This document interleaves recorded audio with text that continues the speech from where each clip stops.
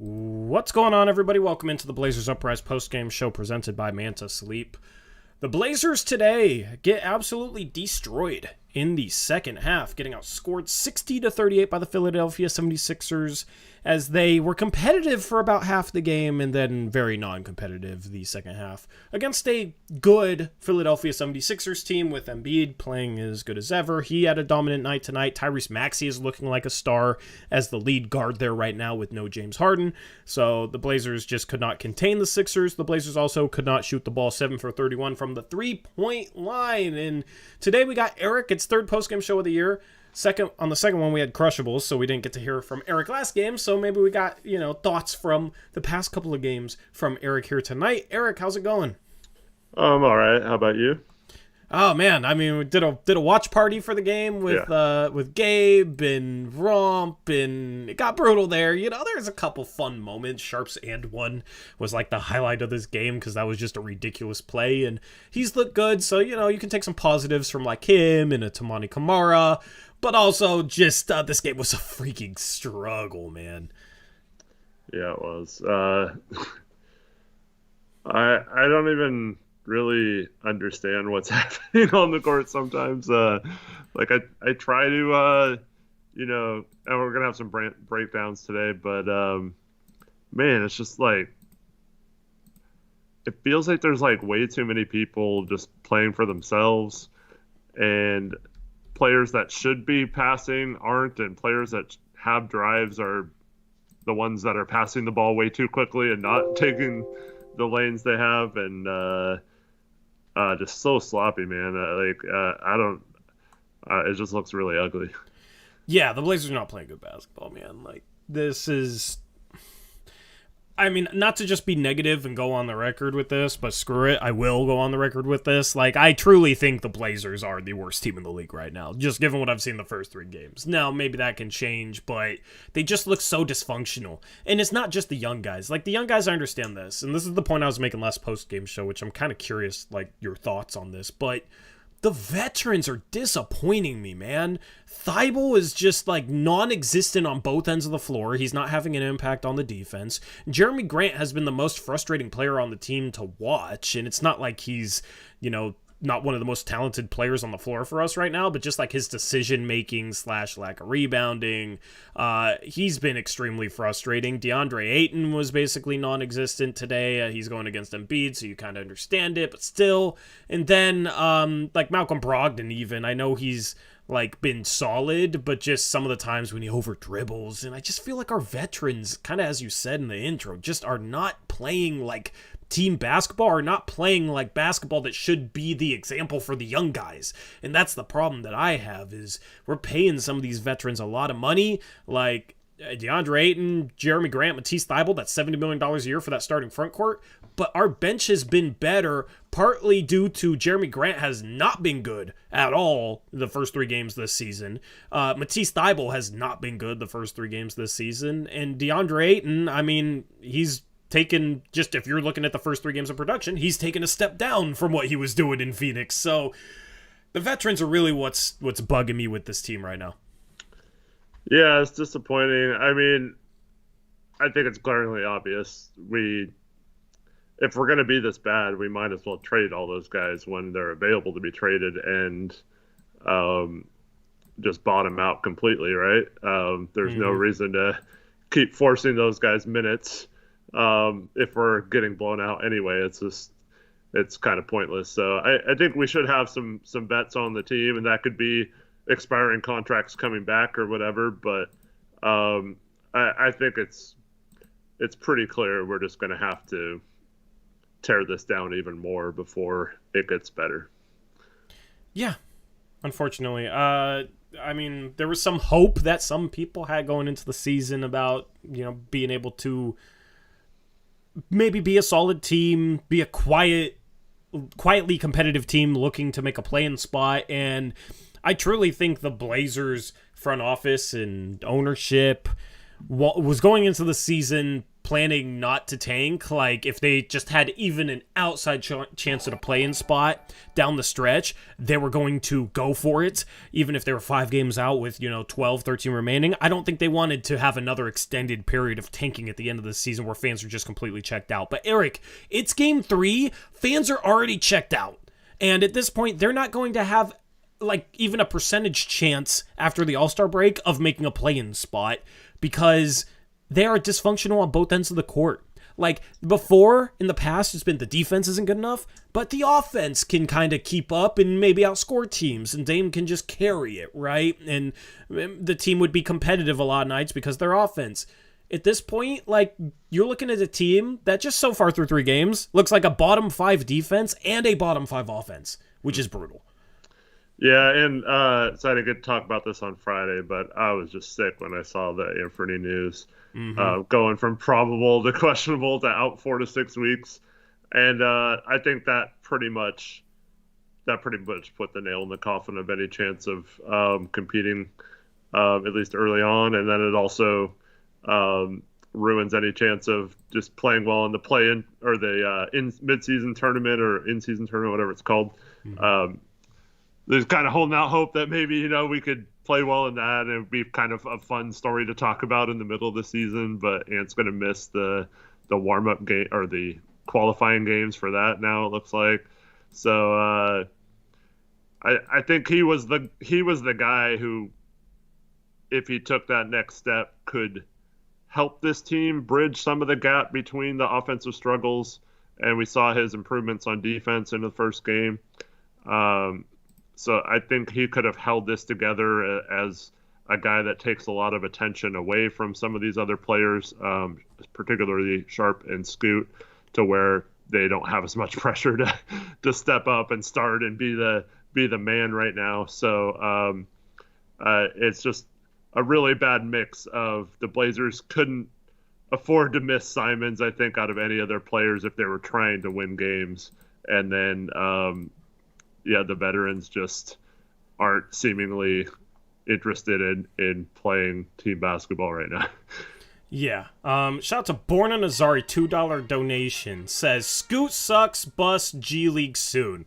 I'm just going to use that as a segue to talk about Scoot. Thank you, Borna, for the $2 donation. That is extremely over-emotional and an overreaction, and I'm not surprised with that take there, bro.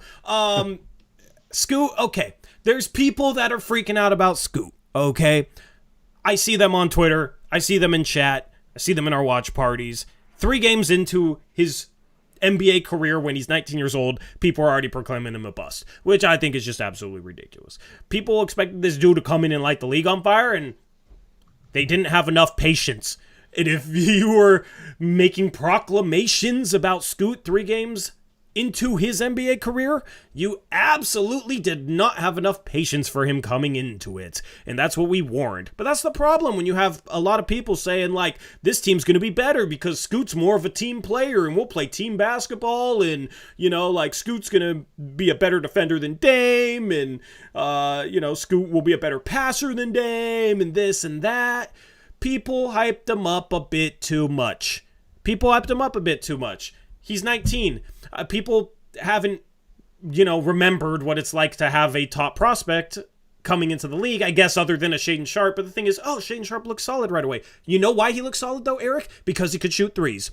Because when he's left open behind the three-point arc, he can knock down a three-point shot. It's a lot easier to look solid as a rookie when you can just kind of like stand behind the three-point arc, not have a bunch of attention paid to you, and get the ball sprayed out to you on a team that was winning basketball games to start last year, and then being able to knock down threes, as well as being like a 6'5" athlete that can get a putback dunk, and if he cuts, will get fed a little bit on a team with more veterans, on a team with Dame. Like, Sharpe's situation last year was much easier, and his game translated a little bit better because he could shoot threes right away than Scoot's did. People over-exaggerated the whole G League impact. The problem is with Scoot, I think it's pretty simple, Eric. He can't shoot threes right now. Like, he just struggles making threes. That's the biggest problem. He struggles bad. Like, bad. And defenders know it. You see the way defenders are playing him? They're just backing up and he can't get around them. So he can't get to the rim and finish. He can't collapse the defense and spray the ball out to others because he can't get past his guy because his guy's just backing up. And the thing is, if he could knock down threes, he would have had like 4 threes today because he would have shot a bunch, maybe 9-10 of them and made 40% of them and made the defense pay. And then guess what? The defense starts playing up on him, and then he's able to drive, and then he's able to do everything that he's good at. And then all of a sudden, he would look like a completely different player if he was capable of knocking down 3-point shots right now. He would look completely different. The problem is he can't play to his strengths because guys just back up and he can't beat him off the dribble. It's literally that simple to me. Part of it is some of him being 19 and new, but the biggest part of it by far to me is defenders aren't respecting him because he's not shooting threes. Yeah, I think it's a little deeper than that. If he's not in transition, he's just brutal dribbling the ball in the half court. We saw that nice one towards the beginning of the game where he crossed over to his left and got to the middle of the paint and made it. But I've noticed that teams are heavily overplaying him dribbling right, and he's trying to force it, trying to still go right. He's trying to beat them going to his right, and the teams are forcing him to go left, and he's just not taking it back to the middle. And I think the middle has been his left has been open like a bunch. Especially in the first half of this game. And he had one where he looked like he was about to go left, and then he tried to fake and go back right and lost the ball. And then he's just he picks up his dribble too early, and then he throws these weak passes, one-handed passes. They're so sloppy. And I think he's just used to being able to kind of muscle his way past people. Mm-hmm. And he's got to learn to use more of his quickness and deceptiveness and a little bit of shiftiness to get by people instead of just overpowering him with his athleticism, because I don't think that's going to work in the NBA. Yeah, absolutely. And there's a comment in chat. Doug said, stop making excuses for Scoot. He's not ready. How is saying that he can't shoot threes right now giving him excuses? It's not an excuse. I'm literally saying he's not a 3-point shooter right now. That's a critique of his game. How is that an excuse, bro? The problem is he can't play to his strengths right now because he's struggling with threes. That's not an excuse. That's literally the fact. It's literally common knowledge. If you have a guy closer to you, it's a lot easier to beat him off the dribble, right? They have less time to react to whichever way you're going. It's easier to get past them. If they're waiting at the rim, it's impossible to get past them because they're just sitting under the rim, right? So the further off they are from you, the harder they are to beat off the dribble. Scoot's entire game gets opened up if he can beat his main defender off the dribble, because then he's drawing a second defender and making a nice pass, or then he's finishing. Now, He's had some struggles when he's been able to, but that's the 19-year-old stuff, right? He's young. He's young. People saying don't make excuses for him. He's not ready. This and that. I feel like are the people that expected him to be ready. We've been saying that it's going to be growing pains with him to start the season. This is exactly why, Eric, I was trying to preach patience for so long this offseason, because I was worried he's going to come out here. There's a lot of pressure on him because he's replacing Damian Lillard, right? And he's not a 3-point shooter yet, so it's going to be tough in the NBA, and he's going to have some struggles, and people are going to freak out about it. Well, despite their best efforts at Media Day to control that narrative and lessen it a little bit, this is the same organization that, when they drafted him, talked about him that he's not your average 19-year-old, and he's already been a pro for 2 years, and he's just going to come in right away, and he's just uber talented and all this stuff, which is all still true, or could be true. We're just talking about 3 games, but I think once again, this organization, a Joe Cronin press conference put way too much pressure on this guy to be ready right away, and it just made it hard for fans to think about giving him patience and time, because he was supposed to be an NBA ready point guard based off playing in the G League for 2 years. Yeah, but we can't base being NBA ready off of playing in the G League. Guys in the G League have not come into the league and set the world on fire. That's what I was talking about with Crush last postgame show, Eric. Like, how many G League Ignite guys have, like, really panned out and been, like, NBA ready because when they came out of the G League? Like, Kuminga wasn't. Jalen Green wasn't. Yeah. What's funny is, like, Olshey always got crap for saying what was his quote about Zach Collins. He was a foundational centerpiece or something. Forgot something foundational piece. And everyone like gave him crap about that. And Zach comes out and plays like, I mean, he didn't play a ton his rookie year, but he earned like a small rotation spot. Him and Ed Davis used to come off the bench, and he was better than expected year one. And then by the end of year two, it was pretty obvious he was on the path to being a high quality rotational piece, / had earned a starting position. And then, of course, he doesn't play the next 2 years for us, outside of 12 games the next year. So it's tough, like, when you put these words on him. And then, like, Anthony Simons, Olshey says he's the most physically gifted player or something that he's ever drafted. And then, he has to live up to that expectation as well. So I don't know. It's tough, but I don't know. I got into a conversation with some people the other day about this. I'd be interested to hear what you have to say about it. And then chat, I also want to hear your guys' opinions on it. Do you think Scoot has to be a star? Do you get what I mean by that? With the context of the question, like, for me, like, if he's not a star, I almost think, like, it kind of ruins, like, his whole personality and his whole game, right?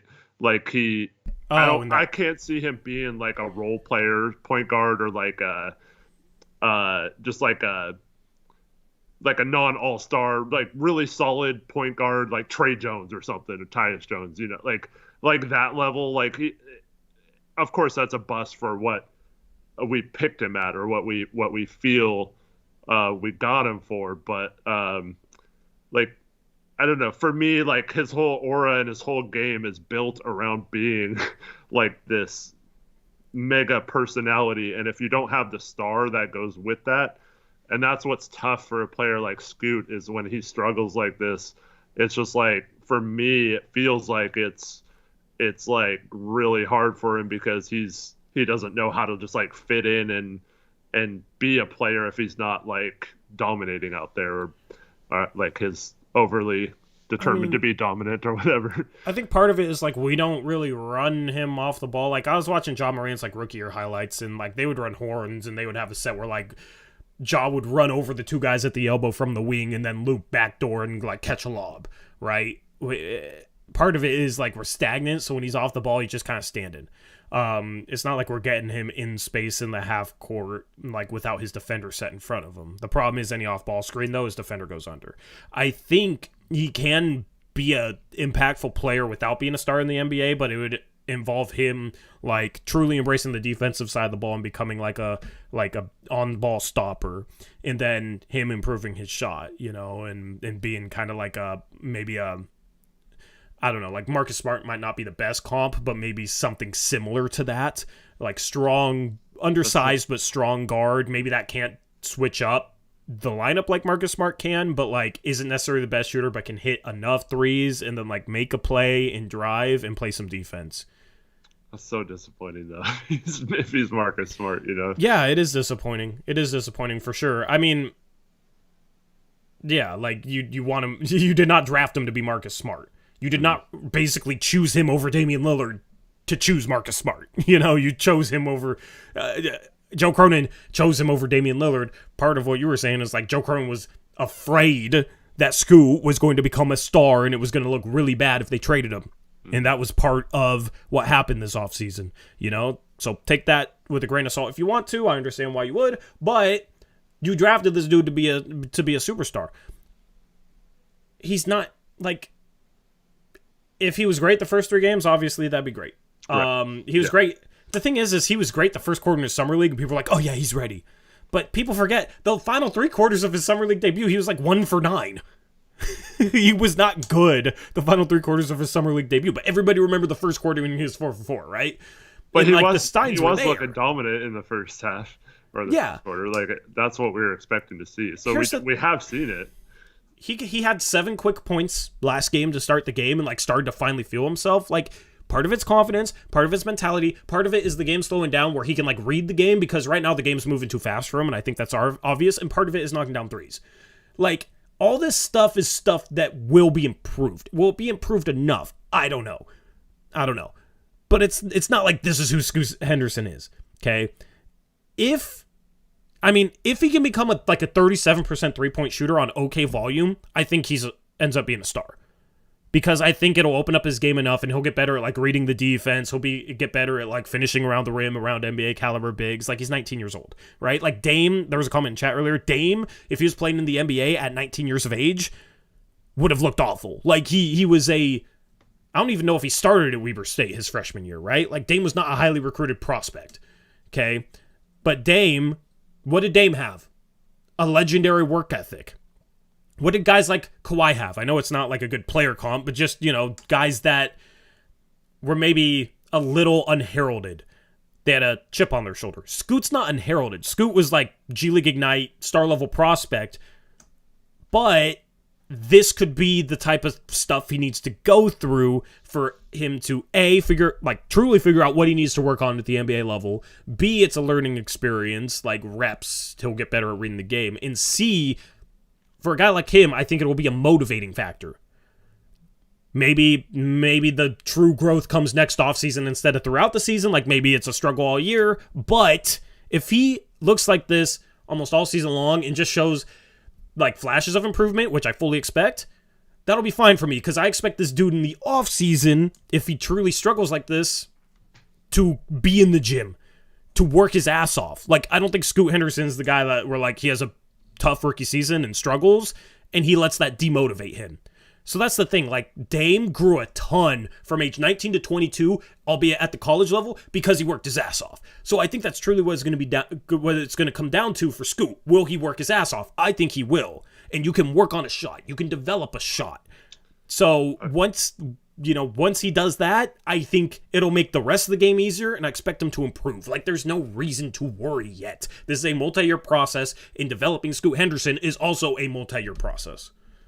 Yeah, I'm still not worried either. But like, you do see a lot more players now come in the league and dominate at 19, 20 years old. Yeah. What are like some examples of those recently that are on your mind? Well, I mean, I brought Luka and Trae Young up last show I was on, and then I don't know, trying to think who. Well, I mean, like, Wemby. Wemby's different, but he looks good right away. Yeah, he's 7'4". Yeah.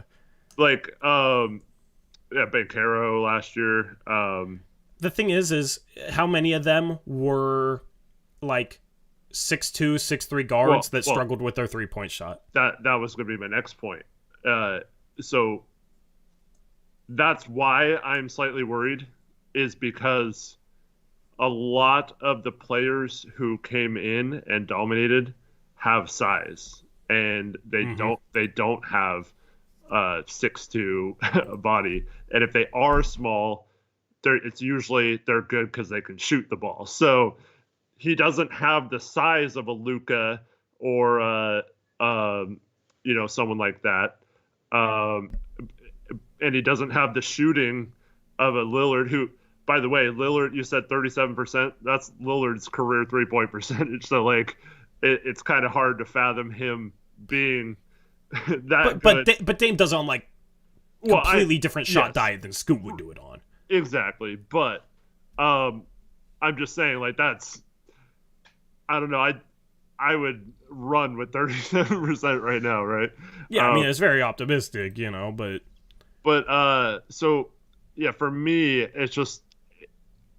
Because, like, a lot of those guys, Ben Simmons, before he had like the mental problems or whatever. And Luka and those guys, Banchero last year, could all play make as like a 6'7" to 6'10" forward, and if Scoot's not getting by people and he's turning the ball over a lot, his passes don't improve. It's tough to, because you can't just stand there and use his size to pass over the top of the defense or back someone down. So it's going to be tough for him to grow. So there's a lot riding on his 3-point shot improving or figuring out a way to break down a defense without being able to shoot.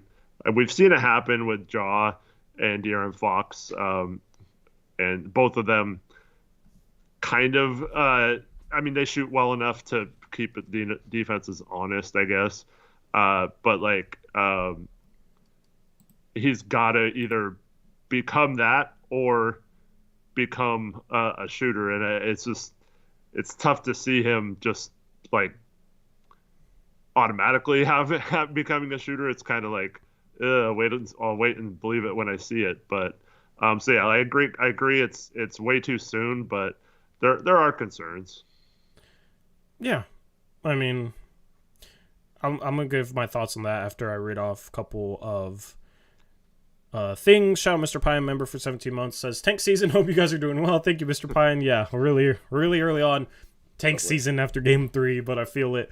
I had the tanks in the intro animation. Shout out to Borna Nazari, $5 dono. Borna just trolls us mightily, and this is actually a good example what not to say, because Borna is trolling, and he says Scoot is brutal, just awful with the ball, needs to be in Europe, not even a lottery pick, got paid, doesn't care, flip him in Brogdon for Zach LaVine. Thank you, Borna, for your $5 troll. Appreciate you as always. That's exactly what we don't need, is a Zach LaVine type player. I know, yeah. Shout out to Horror Director, $10 donation. Says, the only way Scoot becomes a star in this franchise is if we move on past the Chauncey era and bring a coach that will allow him to develop and not force his agenda. Thank you, Horror Director, for the $10 donation. Yeah, we'll give our thoughts on Chauncey in a bit. I gave my thoughts on Chauncey last game. Looking forward to hearing Eric talk about it. But to kind of round things up with Scoot, man, there is also something else he needs to improve on, which I don't think I've heard anyone mention. There probably is somebody that's mentioned it in our chat or on Twitter or somewhere, but I haven't really heard this much. I think he needs to improve his ball handling. I don't think he's a good enough ball handler to be a 6'2" point guard yet. I mean, like I said, he's sloppy. Yeah.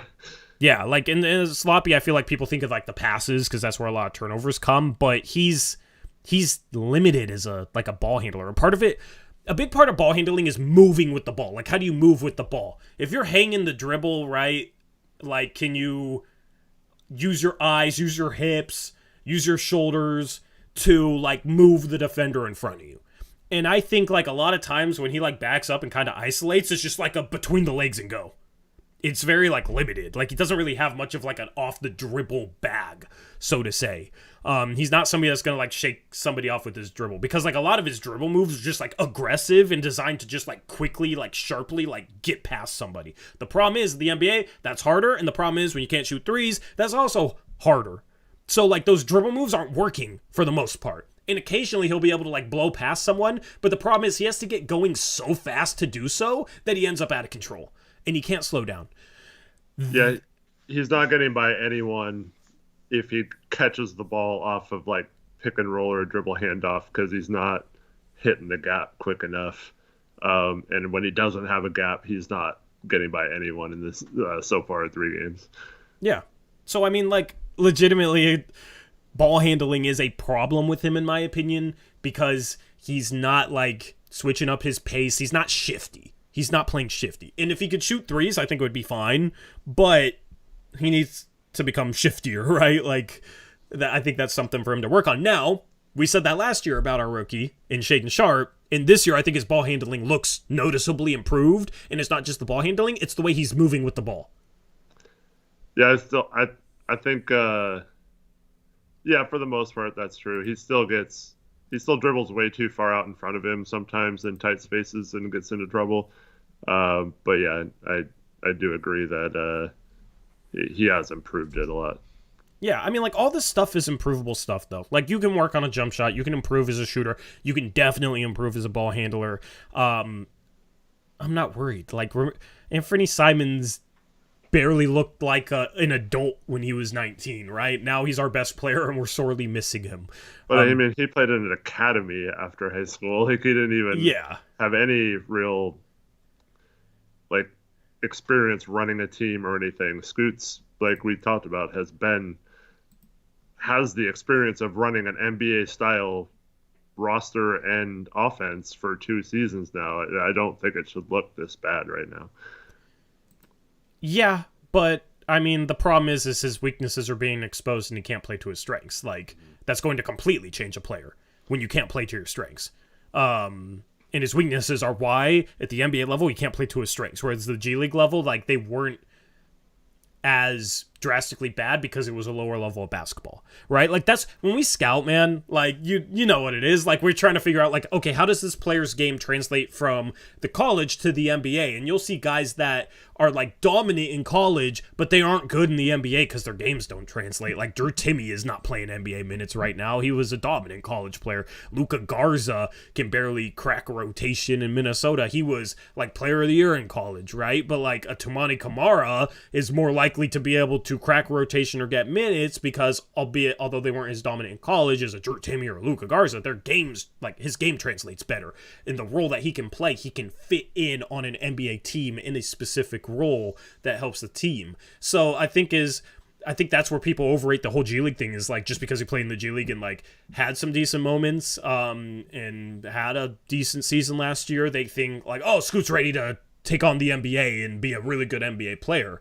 But the problem is, like, his weaknesses are now getting exploited to the point that they weren't getting in the G League, and his offensive game is completely falling apart because he can't get by anyone, and that's kind of what he relies on offensively. So that's where it just comes back to the three-point shooting, and also, like, ball handling. You have to be sharper as a ball handler in the NBA. You have to be more disciplined. Like, guys will get their hands on balls, you know, like the guy digging on the drive will deflect the ball more in the NBA than the G League. You're dealing with guys with longer wingspans, guys that are quicker. So, like, some of the passes that were there aren't there.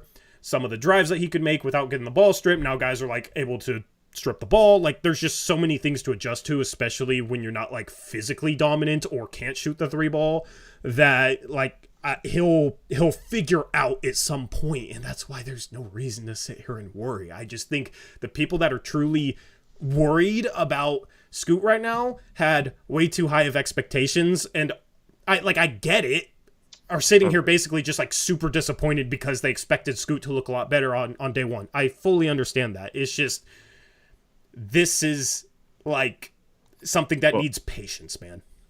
Well, I don't think it's that. I think that even if you had lower expectations, he's been worse than even people with really low expectations for him had, and that's I think why it's disappointing.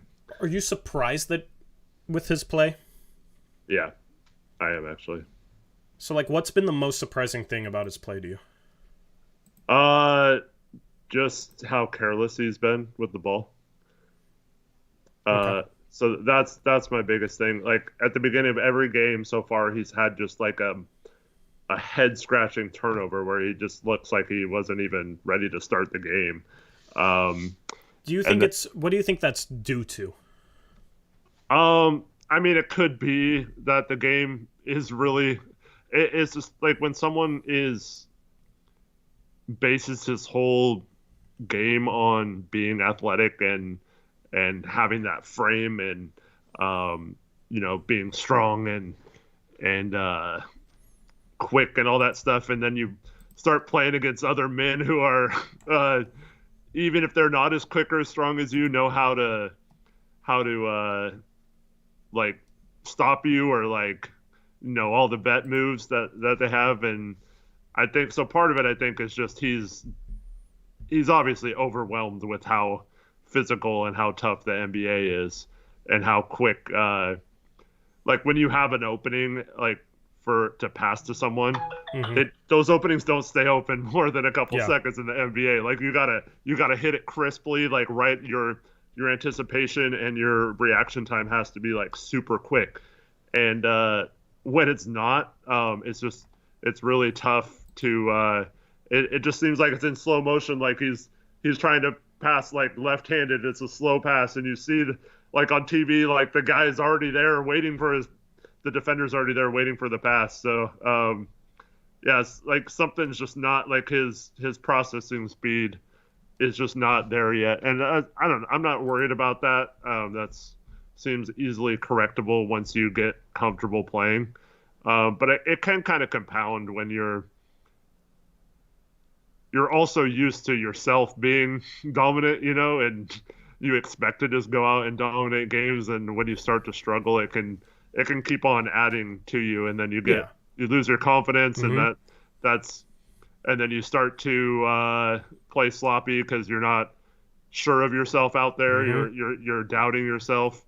And so all that stuff, he's just got to figure out how to reel that all back into making good decisions out there. And I think he can. It's just, to me, watching him, it's just like, what is this guy doing? Like half the time out on the court, there was a defensive possession where I think he thought it was zone, and it might have been zone, but like they kicked out to Maxey, and he was the only defender on that side. And he just like played above him and let Maxey drive right around him to the rim. Like he didn't even bother going out on him, and he just stood in his little area of where he thought he was supposed to be in the zone, even though he was like 2 feet away from Maxey driving right by him. And it's like, I don't know. To me, his whole, I don't know, just understanding of the game has a long way to go. Yeah, I think it's understanding of the NBA game. Has a long way to go. Like that's the thing is a lot of the mistakes are mental. That like for that reason, I'm not all that surprised, because a lot of the mistakes are mental, and it comes down to like comfortability and confidence and like reading things and the game not moving too fast for him. And I think it's clear that the game is moving too fast for him. He's not comfortable out there yet. Like all those reasons is like, okay, you can chalk him up, in my opinion, to him being a 19-year-old rookie. Like a lot of the mental mistakes, and he has to get used to this. I think he felt like it was going to be more similar to the G League too than it was. And I wonder if some of these guys coming out of the G League like think they're more prepared than they actually are, because they think the G League is closer to the NBA level than it actually truly is. And that's why you've seen guys come into the league out of the G League and not like light the world on fire in the rookie seasons. And I think that might have been the case with him too. And now, so this is a little bit, he might be surprised at the level that the NBA game is played at. And he might not have been mentally ready for the level that the NBA game is played at, compared to somebody out of college realizing like what a jump in talent it is, what a jump in athleticism it is.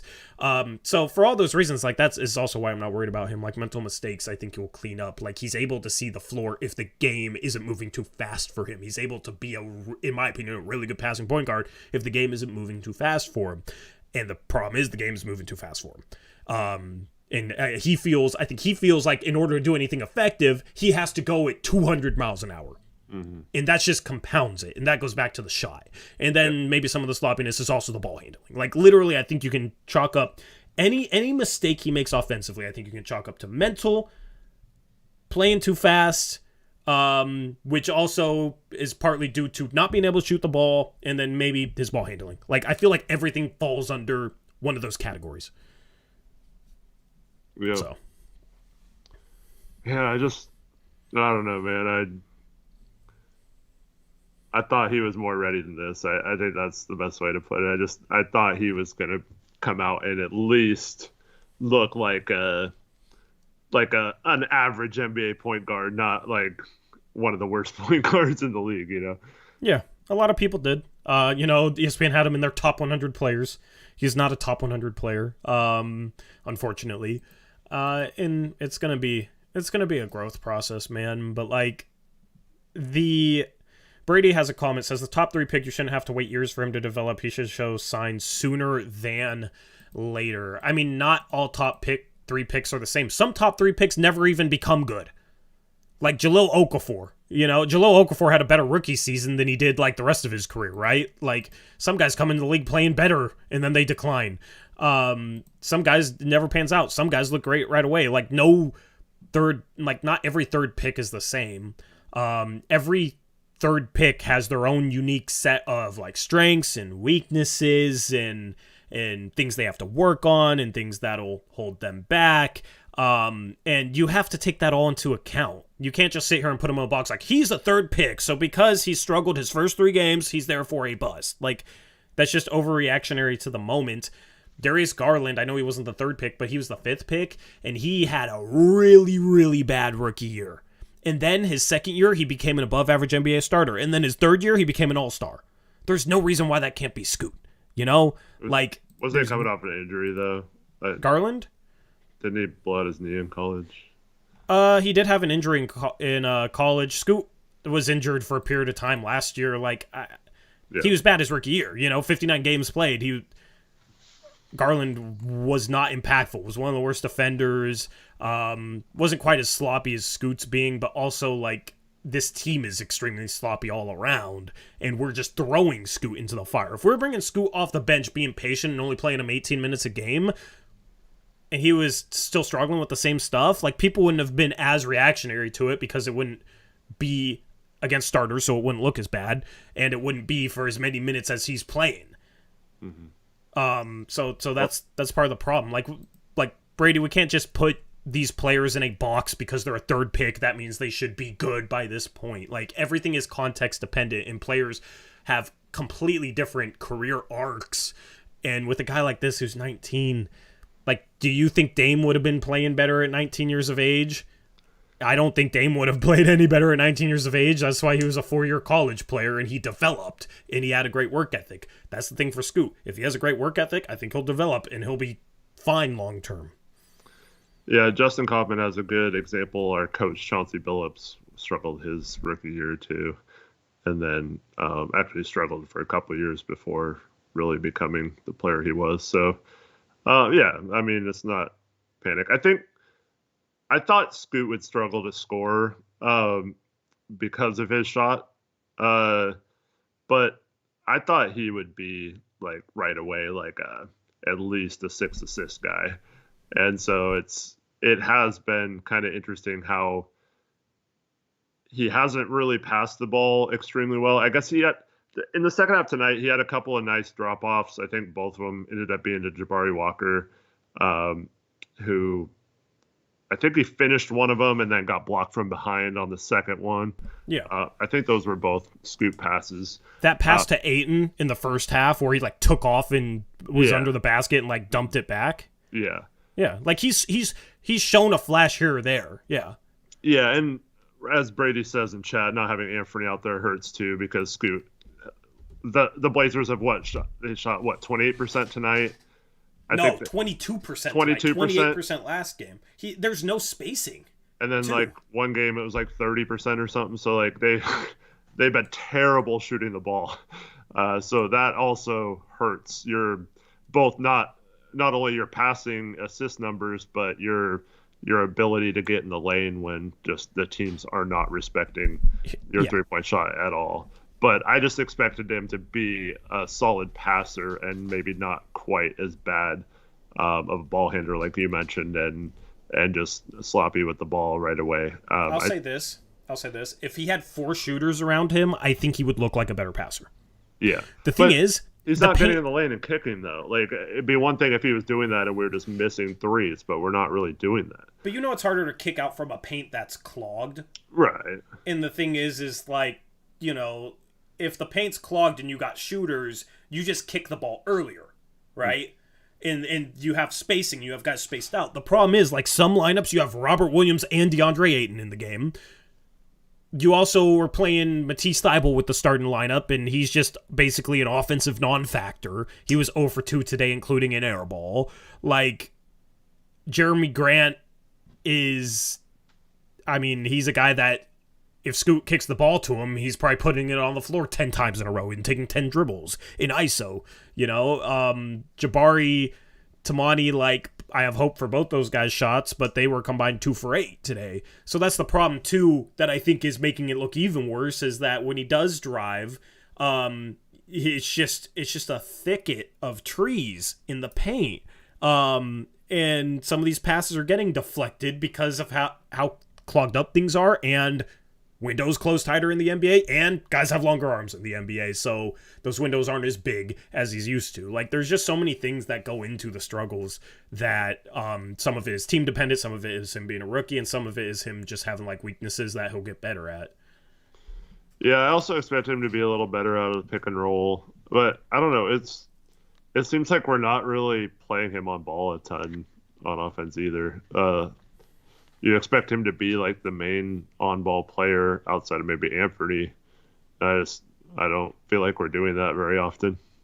Yeah, I mean, I would love to run him more pick and rolls with Ayton and have guys space. I don't really understand what our offense is because, like, it's not like he's not running any pick and roll. The problem is, too, though, is like when running pick and roll, guys are just going to go under. Like, the pick and roll stuff isn't going to be there because guys are just going to go under. Well, I don't know if you can bring this up now, but give me a couple minutes. Okay. I do have a couple. The first two are examples of that. Yeah. Let me get it set up real quick. You said it was saved. Oh, I'll find it. I believe in my ability to find it. Yes. Okay. All right. We should be good to. Okay, it's not. Oh, I have to download it. Okay. All right, we actually got it. We're good. Okay. Brandt's breakdown season debut, Eric, of Brandt's breakdown. All right, what we got? So in the first half, they did run a couple plays of pick and roll with Scoot and Ayton. Both of them are going to be this exact same spot on the court.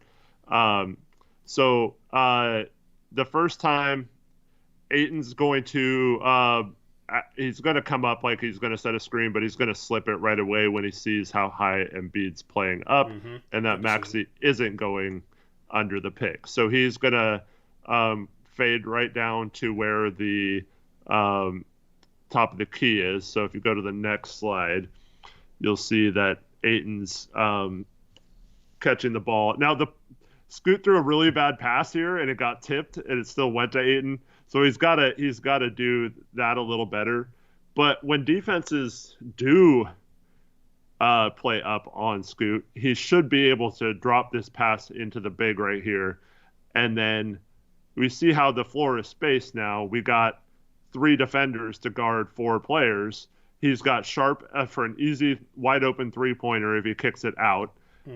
And then Thybulle notices that Tucker's head's down. So if you've watched Brandt's breakdowns through the previous years, you know if you're in the corner and the guy guarding you has his head turned the other way, you cut right to the basket, and that's what Thybulle does here. And in the last slide of this play, you see that Thybulle gets a wide-open lay-in because the floor was spaced really well. Scoot got it out of the double team quickly off the pick and roll and was ready to go. And the thing is, when we talk about like moving off the ball in freelance situations, right? Like a lot of times pick and roll is kind of like a freelance situation. Maybe a part of the set has a pick and roll, but this guy in the corner, there's no like one specific thing he should do. He has to read the defense, just like you said. And the problem is, the first couple of games of the season, we were not making this cut at all. Nope. At all. In PJ Tucker, whoever was in his spot could basically guard both corner guys. Now, Tobias Harris is wildly out of position given how open Sharpe is, but like if Sharpe was guarded by Tobias Harris, you got 2 guys in the corner just kind of standing on top of each other, that one defender can take care of both of them and nobody's open. And things get bogged down. And then we kick it out and we don't have ISO scores. That's why the offense looks like crap. And Scoot won't get a credit for an assist here, but he made the right play and set up the offense, set it up perfectly, and this is how you space the floor. And eventually, if they start playing it to where they come up and take that roll away from Ayton, then Scoot can swing pass it to Sharpe right away and just skip the middleman, and then Sharpe can decide if he wants to shoot that open 3 or dump it down to a cutter or whatever.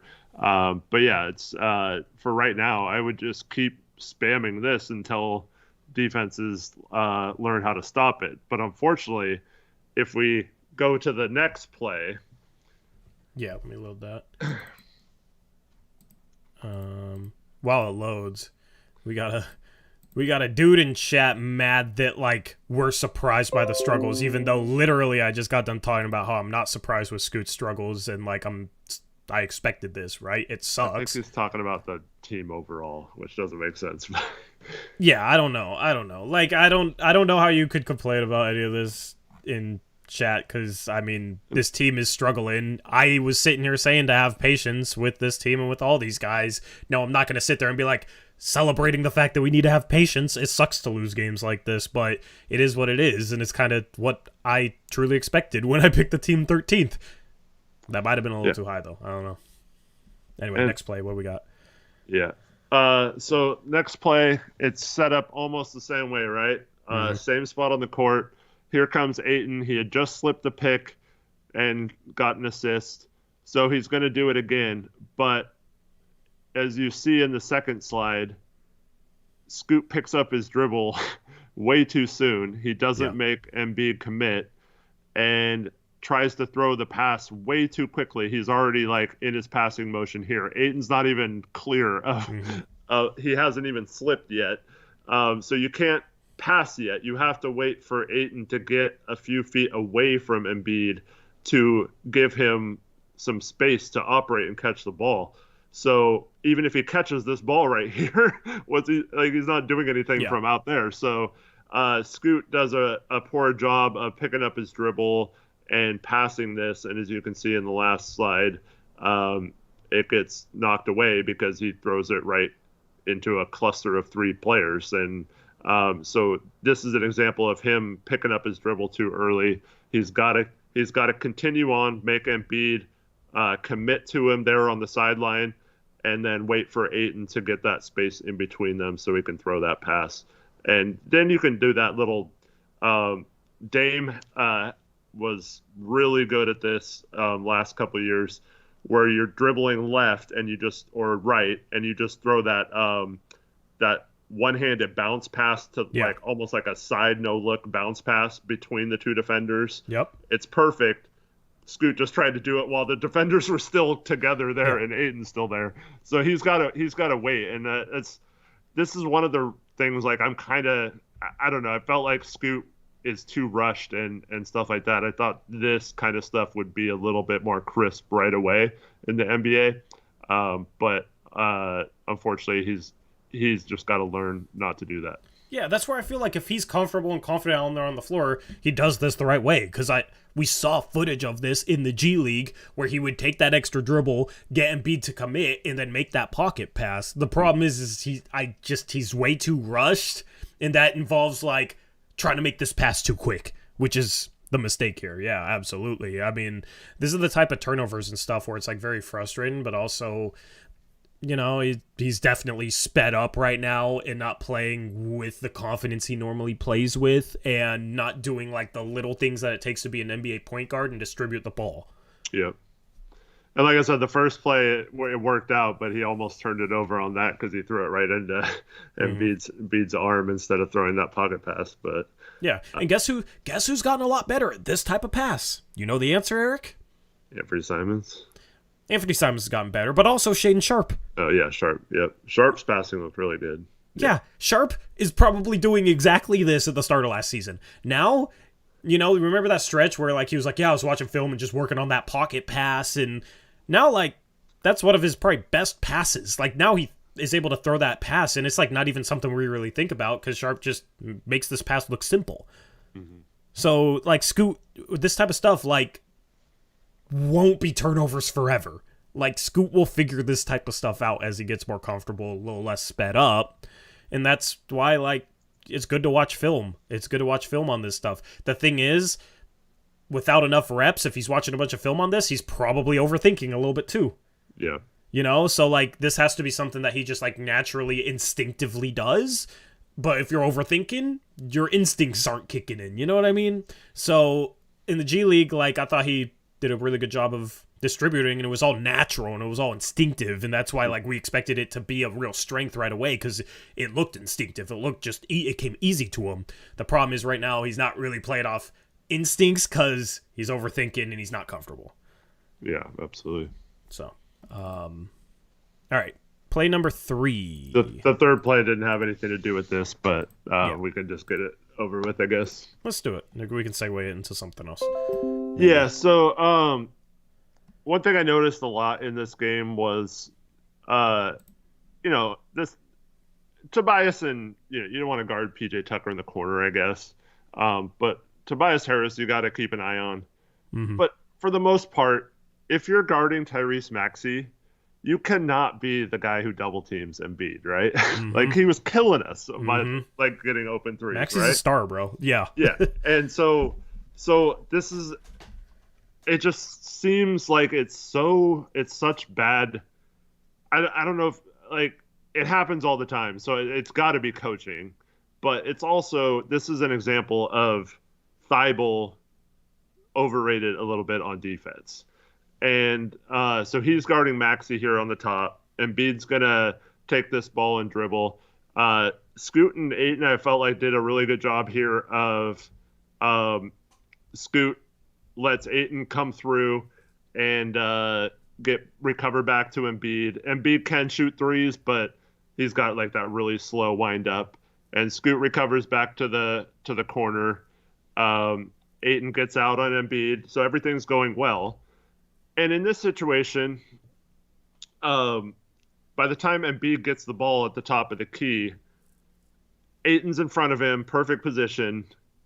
You got to live with whatever happens there, in my opinion. You don't need to double team Embiid a foot inside the 3-point line, right? Yeah. So Thybulle's okay to, play between Maxey and Embiid, but he doesn't want to lose Maxey. You cannot lose Maxey in this situation. So I feel like in this, like, if Embiid gets past Ayton, I think you have to live with that.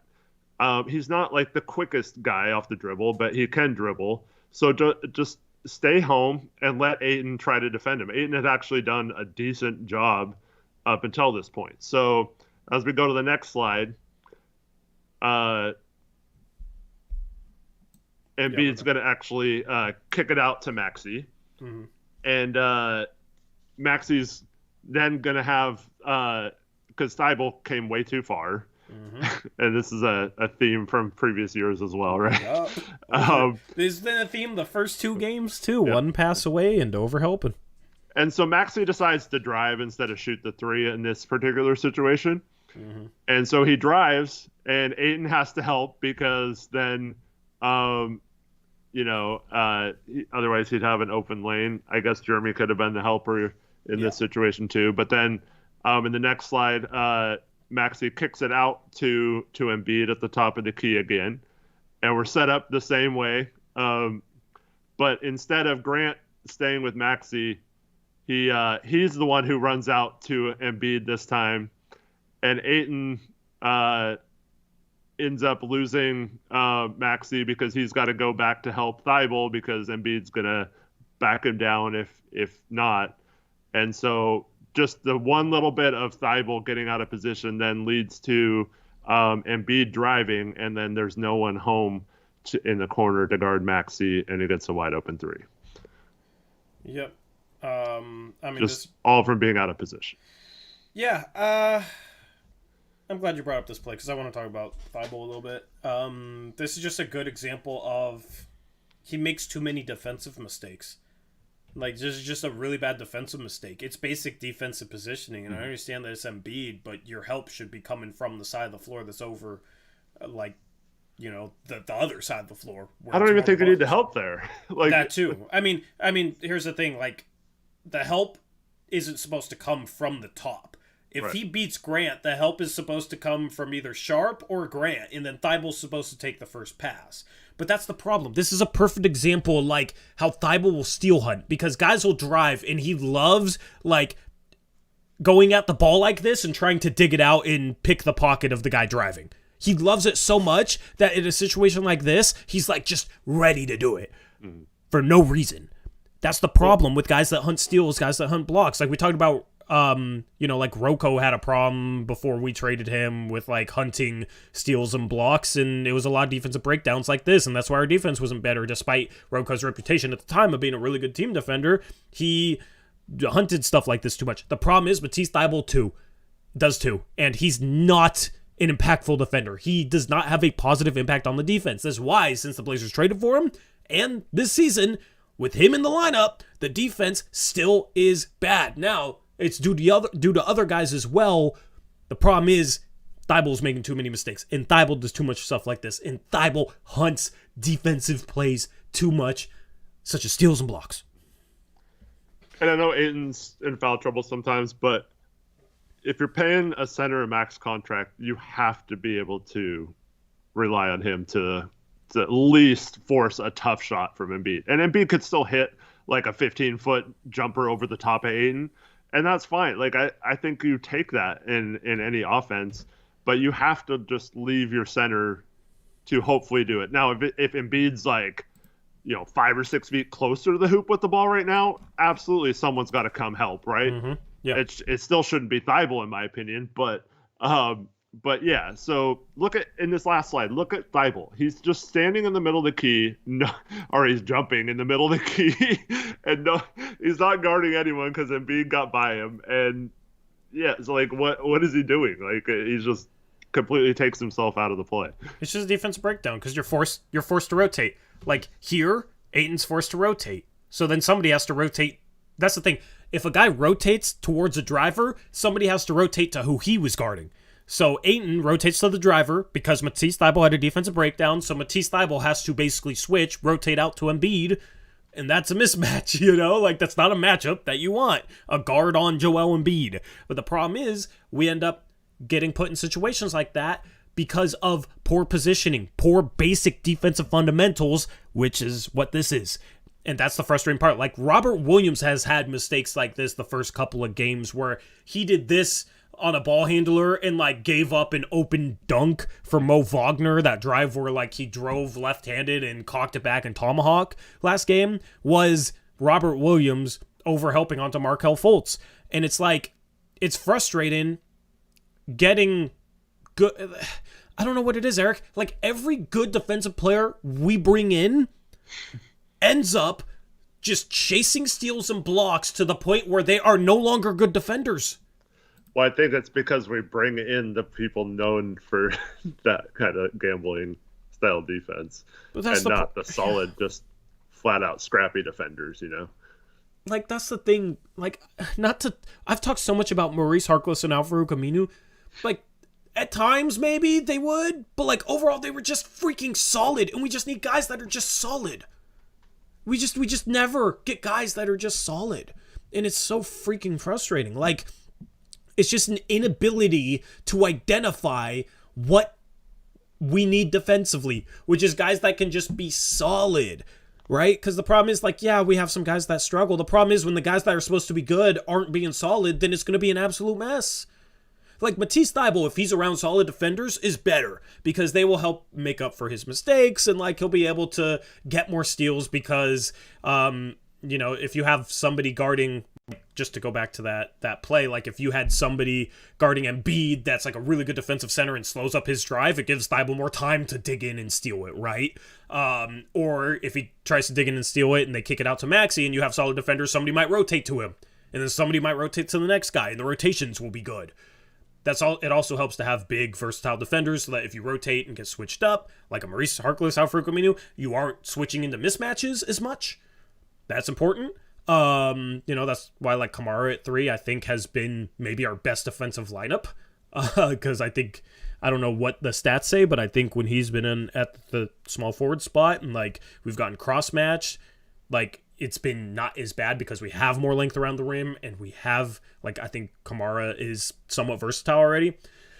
So that's the problem, though, is just an inability to identify the right defensive pieces by this front office. And that's why, like, we get him as he's Thybulle, and it's like we're not thrilled. And people sit there and say, like, what? He's a really good defender. He was all defensive team. Like, you guys should be happy. We got him for a second-round pick. And then, oh, he's offered a $33 million 3-year offer sheet? Oh, you have to match that. What a steal for an all-defensive player. That's what people were telling us. Well, I would love for him to start looking like an all-defensive player. Yeah, I think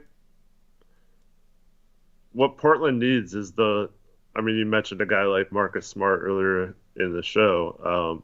they need that kind of scrappiness out of a defender. They don't need like a gambler who gets steals and stuff and who makes an all NBA team based off that kind of stuff. Because like I don't think Thybulle's like shutting anyone down on ball like a ton. Like he's okay at it, but he's not like. There hasn't been a play where I've been like, let's go Matisse because he's locked somebody up on the ball. And guess what? Every time the Blazers lock somebody up on the ball, I get excited because it's so freaking rare. It's so freaking rare. Like, you know that play where Tamani was on Tyrese Maxey and like kept him in front the entire time, and then Maxey like went across the middle of the floor and shot like a ridiculously tough fadeaway leaning mid-ranger and hit it? Yeah. And it was like, I was pissed off that shot went in because it was great defense. And like, if he's going to hit that type of shot, you don't worry about it. You know what I mean? But that was like Camara on, in my opinion, a star caliber guard, keeping him in front and like actually, in my opinion, locking him up. He just hit an insane shot, right? Like good offense beats good defense in the NBA a lot of times today. So like Camara, you love to see it. Has there been one possession this year where we like saw Thybulle do that? Maybe I'm forgetting one, but to be fair, I haven't watched the Magic game fully yet, but I don't know. I mean, he's only playing 10 to 12 minutes a game, right? I forget how much he played in the first game, but he only played 10 something tonight, right? And Camara played 28. Chauncey played Camara 28 minutes and Thybulle 11, and neither were in foul trouble. Yeah, both. I thought it was interesting. Both halves, Chauncey subbed with like 7:20-ish left in each.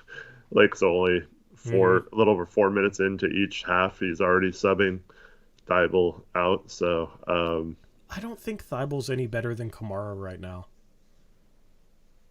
Yeah, I'd agree with that. That's why it was ridiculous to match a contract where he's getting paid $11 million a year. But so many Blazer fans like thought I was ridiculous for not wanting to match Thybulle. We got to stop embracing just these types of players that don't do much. I think the hope is that he hits enough threes and you just have a team out there. I think there will be a couple that just see him as in a bad spot for his defensive skill set, which I think there are teams that he would be really good on, the type of defender he is. Teams that can protect the rim and stuff and make up for some of that. But you just got to hope that some team, whether it be later this year or next offseason, does see some value in him and just thinks that he's on a bad team and he's not really good on a bad team, so we could make him better. Yeah, my problem is why didn't if I'm not too hopeful about that, because I would have thought that like a winning team would have traded for him at last year's trade deadline, where the Sixers basically dumped him for nothing. Like, I know they got a second, right? Or did they get 2 seconds? No, it's 2 seconds, yeah. 2 seconds. That was definitely the best deal on the table, you know what I mean? And they got Jalen McDaniels. Yeah, they used seconds to get Jalen McDaniels, and then he left. But I mean, Thybulle is not a positive contract. He's not a terrible contract because it's only $11 million. But I mean, I think there's a lot of teams out there that would rather just go play a scrappy young guy in that spot than pay Thybulle. Like, I'm just hopeful we're able to trade him for half of what we gave up to get him, which is 1 second. Like, I'm hopeful. Like, hopefully we can trade him for a second. Is where I'm at with him. Because I don't even, Eric, there was the rumor about like Thybulle didn't want Portland to match the offer sheet. He wanted to go to Dallas. Well, he can't this year for the record. I know. Yeah. But just like, does he want to be here? Does he really want to be here? Playing 11 minutes in a game where we lose by 30 against his former team? So how much of this defensive, like, issues and stuff do you think is on Chauncey? Oh, I think you could put a lot on Chauncey. Yeah. I talked about it last game. Like, what are your thoughts? Well, I will say this game, at least, they at least did something different. They picked up full court and were pressing. Mm-hmm. at least some of the time. Camara, that was funny on those possessions where he was like turning around and wondering where everyone else is because they were supposed to press. He's the rookie and he's the only one doing it. Yeah. Okay, I have to give Chauncey credit for at least like it wasn't just the same defense this game, right? They actually pressed, and that's good that you thought of something new to add to the defense, right? Especially with the young team, because I feel like we should be pressing, and if our defense sucks, you might as well overplay and cause like try to create some chaos in the backcourt and stuff. However, pressing doesn't really work unless you trap out of it. So if you're just guarding full court and letting your guy dribble up the court, but you're just going with him the length of the court instead of running to half court before you guard him, that doesn't make it any different other than it looks different, like because you're staying on the court. Token pressure is what it's called. Right. Yeah. So that's my issue with it so yeah, props for doing something different, and hopefully this is just like this.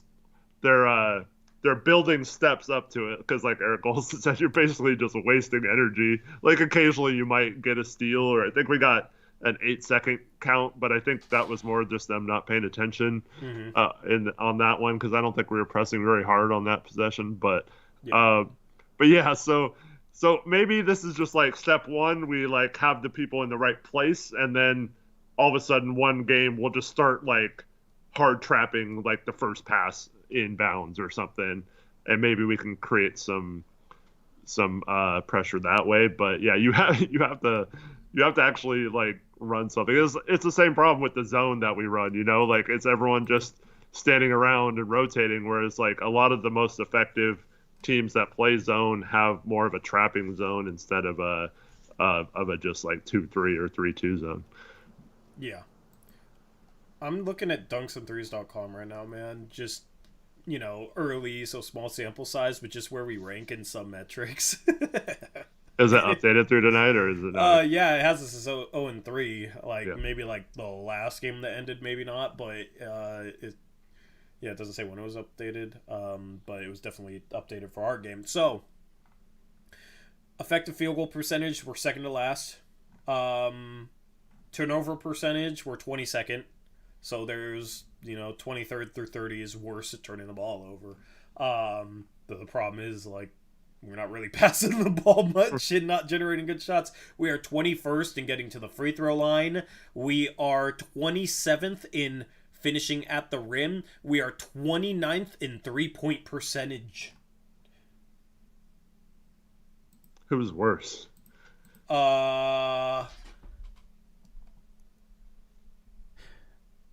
Do you want to guess? It's kind of a surprising team, but not really. I'm going to say because they've only played 2 games and absolutely are terrible tonight, it's going to be Milwaukee. No. Milwaukee is 11th. Okay. I was going to say I didn't see what their percentage was today, but I know they got blown out. Yeah. It's the Los Angeles Lakers. Okay. 25.9% from 3 in their 2 games. They don't have any shooting. We are 27.4% from 3, Eric, in our 3 games. So bad. That's so bad. Like last year. At least we have the Anthony excuse that he missed 2 of them.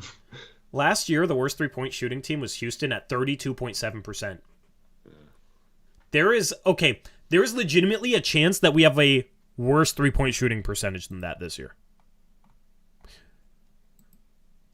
That's what that injury to Ant hurt so much. Yeah. It's going to get to the point where it's like, like we took Ant for granted because we have Dame and CJ and all these shot creators like, oh, he's duplicative. It would be nice right now to have somebody that can knock down a freaking 3. Like, we're not used to this. We're not used to begging to have a player that can knock down a 3. And I like Sharpe and Brogdon are like our 2 guys, but Brogdon, he was 44% last year. The couple years before that, like, he struggled from 3. Like, he's had some down seasons, and his shot form's a little weird. Like, if he's rushed, I don't know. Like, he's 2 for 6 from 3 today. You'll take it, I guess. And then, like, Sharpe was 2 for 4. nobody else on the court is like somebody that strikes you as like a great 3-point shooter. I think Jeremy Grant overachieved from 3 last year. The problem is only a quarter of his shots today were threes. Like, he's not shooting threes because, he's not really getting shots created for him, and he's just like playing off the dribble way too much. I think there's times where he could shoot threes and he doesn't because he just wants to go at whoever's in front of him.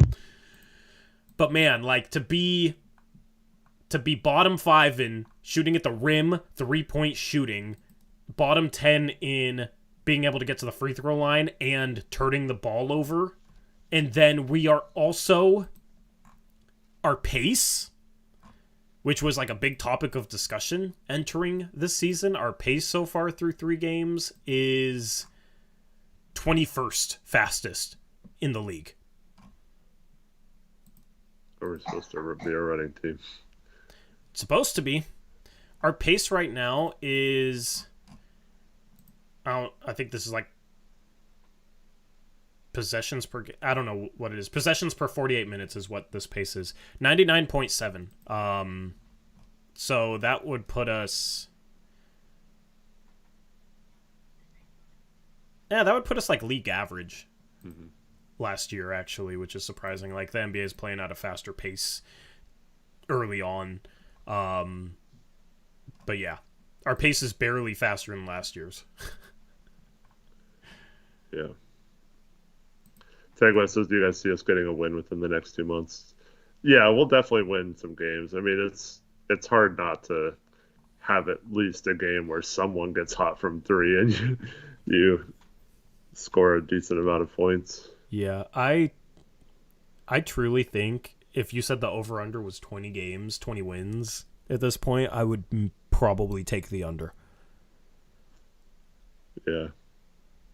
Which is crazy. Like, it's so hard to win when you're bottom 10 offensively at the rim and behind the 3-point line, and then bottom 10 defensively defending the rim and defending the 3-point line. Yep. And then, yeah, I want to see our defensive free throw rate. Oh, guess what? We send teams to the free throw line at the highest rate in the entire league. By far. Foul a lot, yeah. 35.1. That is ratio of opponent free throws attempted to field goals attempted. 35.1. The next is 32.2. The next is 29.5. The worst opponent free throw rate last year was 29.8. We are at 35.1. So we don't get to the free throw line. We send teams to the free throw line at the highest rate. We don't defend the rim or the 3-point line, and we don't score at the rim or behind the 3-point line. Like, that's really, really bad. What's opponent's 3-point shooting against us? We rank... I don't know if Orlando shot that well. But... Opponents are shooting 40% from 3 against us. That's pretty good. Yeah. 24th best. Against Boston, their 2 games, teams are shooting 45.9% in their 2-0. Which is funny, but yeah.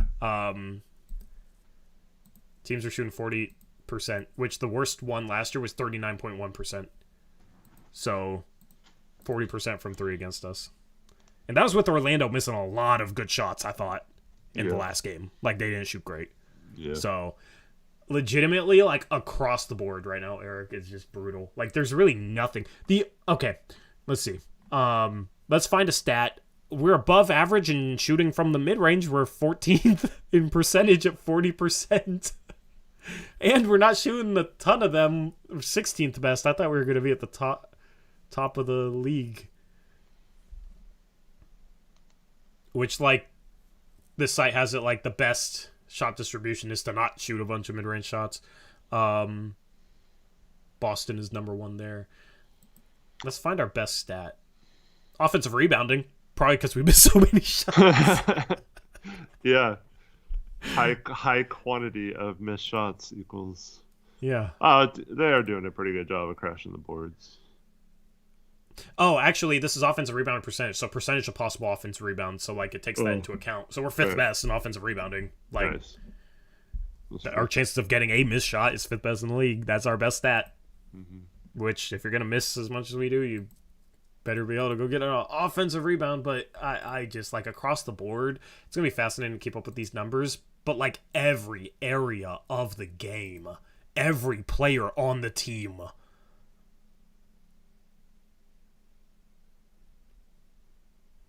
It's not like Ayton's having much of an impact as a rim protector. It's not like Thybulle's having much of an impact. It's not like Robert Williams is having much of an impact offensively. Like, it's just literally everything you can come up with this season has gone wrong. Like, I could not think of a worse 3 games to start the season. Yeah. And it's fascinating. For all the people who say, like, oh, well, they're a bad team and stuff, like, I don't know. I feel like if you had a legit coach, I feel like it just looks a little different. Even if you're losing a lot, I think you still see some good signs and some progressions and stuff like that. But right now, it just seems like they don't ever practice, and it's just like throw the ball out on the court and hope that this game's better than the last one. That's like seemingly all it is, you know. And I don't think that's a good sign for this coaching staff getting the team prepared. Yeah, I agree. You know what we're ready for, Eric? Actually, I'll get your input on this. I think we're ready for our first official Tankathon sim of the season. Let's go. 3 games in. Thank you. Do you agree? 1,000%, yes. We're still in October, and it's time to fire up the Tankathon sim. Yeah, guys, watch some college ball in, like, G League Ignite this year, and let's find the next superstar through the draft, because we need one. I'm already waiting for college basketball to start. It is brutal out here. All right, I'm setting this up. Let's see here. Alrighty. Yeah, I still don't think they fired Chauncey this season. Maybe towards the end of the season, but I still think they're going to give him through the end of the year just so they don't have to pay him and another coach. Yeah, which bums me out. I'm ready to move on. But if we are the worst team in the league, I hope they move on at the end of the year. Is all I'll say. Yeah, not give him another chance. Yeah. Or Anthony got hurt. No, you can't. Yep. Okay. Is this big enough for you guys? Sure. Is this good? All right. First, can we win? We are tied for the best odds. Get used to hearing that. 52.1% chance of the top 4 and 14% chance the number 1 overall pick, who this year is not going to be as good of a prospect as Wemby, unfortunately. So Memphis is 0-3. I thought they... Interesting. Yeah, I don't know. Brooklyn's 0-2. Yeah, and their pick goes to Houston. I don't know if there's any protections on it. And then Houston... I think there is. Where's Houston? Oh, their pick's right there. I'm tripping. Yeah, their pick is top 4 protected. If it falls out top 4, it goes to OKC. Alrighty. And then we got our pick down here at 23 again. We can draft the next Chris Murray. Do they have another Murray brother? They do not. I'm so bummed to hear that. All right, we'll simulate this thing and scroll up from the bottom like we normally do. At 14, you got the Lakers pick going to New Orleans. That freaking Lakers pick that goes to New Orleans. Just reminded me a couple years ago. 13, we got Sacramento. 12, we got New York moving down. So whoever was 12th moved up. I have no idea who it is. Could be anybody. At 11, Chicago.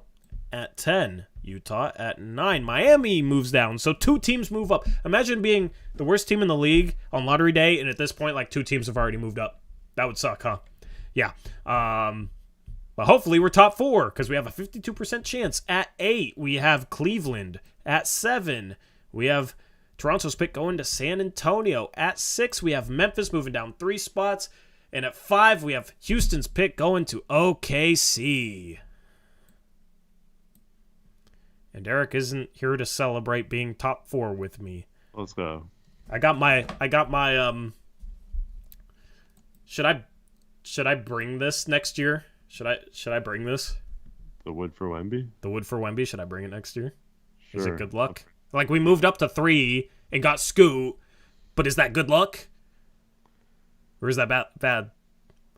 No, because it's from Sam Dooley. It's good luck. Yeah. Shout out to Sam. All right. Here we go. Okay. Let's see the top 4. I mean, this is good news because we had 2 teams with low odds move up. So, like, we are the favorite. We are the only team that had the best odds that remain in the top 4. At 4 is the Atlanta Hawks, who blew out the Bucks today. At 3 is the San Antonio Spurs. At 2 is your Portland Trailblazers. And at 1 is the Houston Rockets getting the top overall pick from Brooklyn. So they move out of the top 4 and their pick goes to OKC, but then they get the first overall pick from Brooklyn. That'd be pretty funny. Which I'd rather have like the 4th and 5th picks than the first pick in this year's draft. But you know what? Our first official Tankathon sim of the season last year, it was the first overall pick, and we didn't get it. So no correlation there. We get 2. I mean, you'll take it, right? Like, honestly, I might prefer us to be 2 because I don't think there's a clear-cut number 1, and I think we would find a way to mess it up because who knows who we'd pick. I think Alex Sarr is still on the board at 2, so let's go. Yeah, but watch us not take him because we have Deandre Ayton, even though we took Scoot while we had Damian Lillard. Yeah. Now he'll say you can't draft you can't draft if you have a player in that position. Oh my god. After last year saying you got to draft best player. Like, I want Sarr at number 2 in this situation. If that's the thing, if we get like 3 or 4, I still think there's a good chance we could get him, and maybe it's more likely we get him. So like, I'm not really gonna be tripping that hard unless one guy separates themselves. I don't know. Like, Buzelis is the first overall pick, man. I don't like Ron Holland and Buzelis. They're good prospects. They're just not number 1 caliber prospects normally, in my opinion. They're good, but they're not like can't miss. So, like, if Brandon Miller was in this draft, I think he would maybe end up going number 1 overall.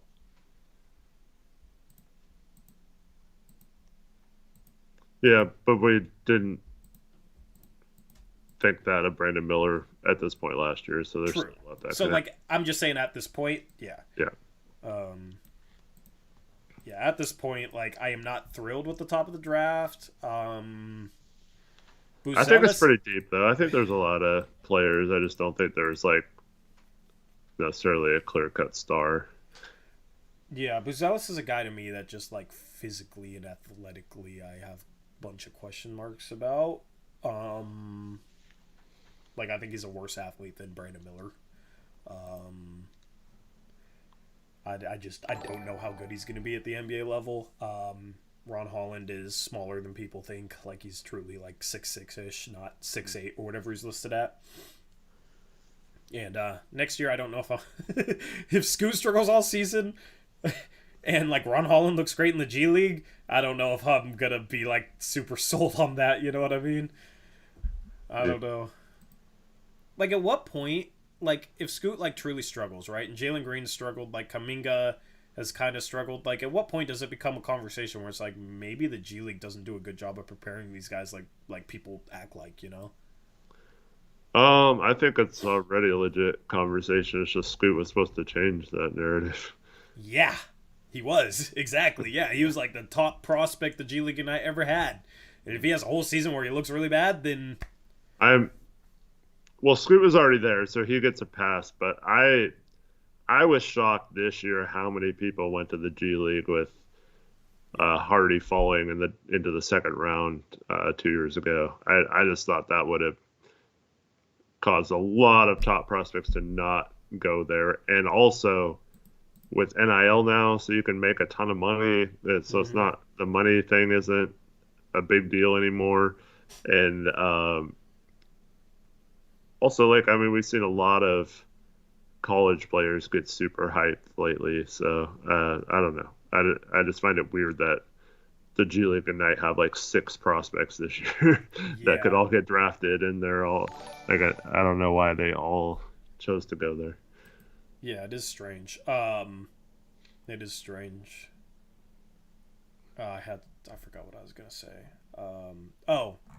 If Amen Thompson was in this year's draft, I'd have him number one. I'd maybe have Asar Thompson number one. Yeah, I right now, yeah. The top of this draft is just not thrilling to me. Like, if we are the worst team in the league, we're guaranteed a top 5 pick. Like, honestly, on lottery night, unless things change in regards to the way the prospects are viewed, there's a chance that I'm not really tripping. Yeah. So, well, I have star number 1 on my board right now. He's also one of the youngest players in the draft, which helps a lot too. But I think he's going to be a switchable center, and I think that could be a game changer for defenses. So, yeah. That can run too. Like, it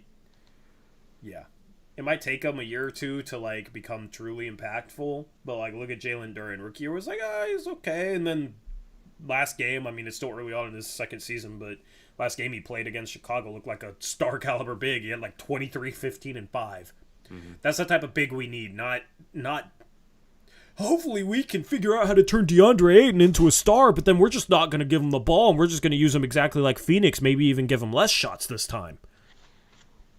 But we're going to pay him a max contract to do it. We're going to pay him and Jeremy Grant $60 million a year to start at the power forward and center spots. Do we have a card for Ayton? Yes.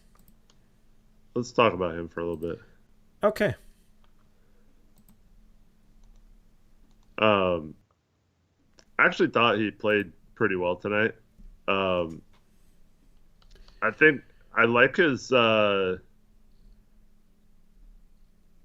have not been super high on his defensive IQ in the past, but I think he's making some good, quick reads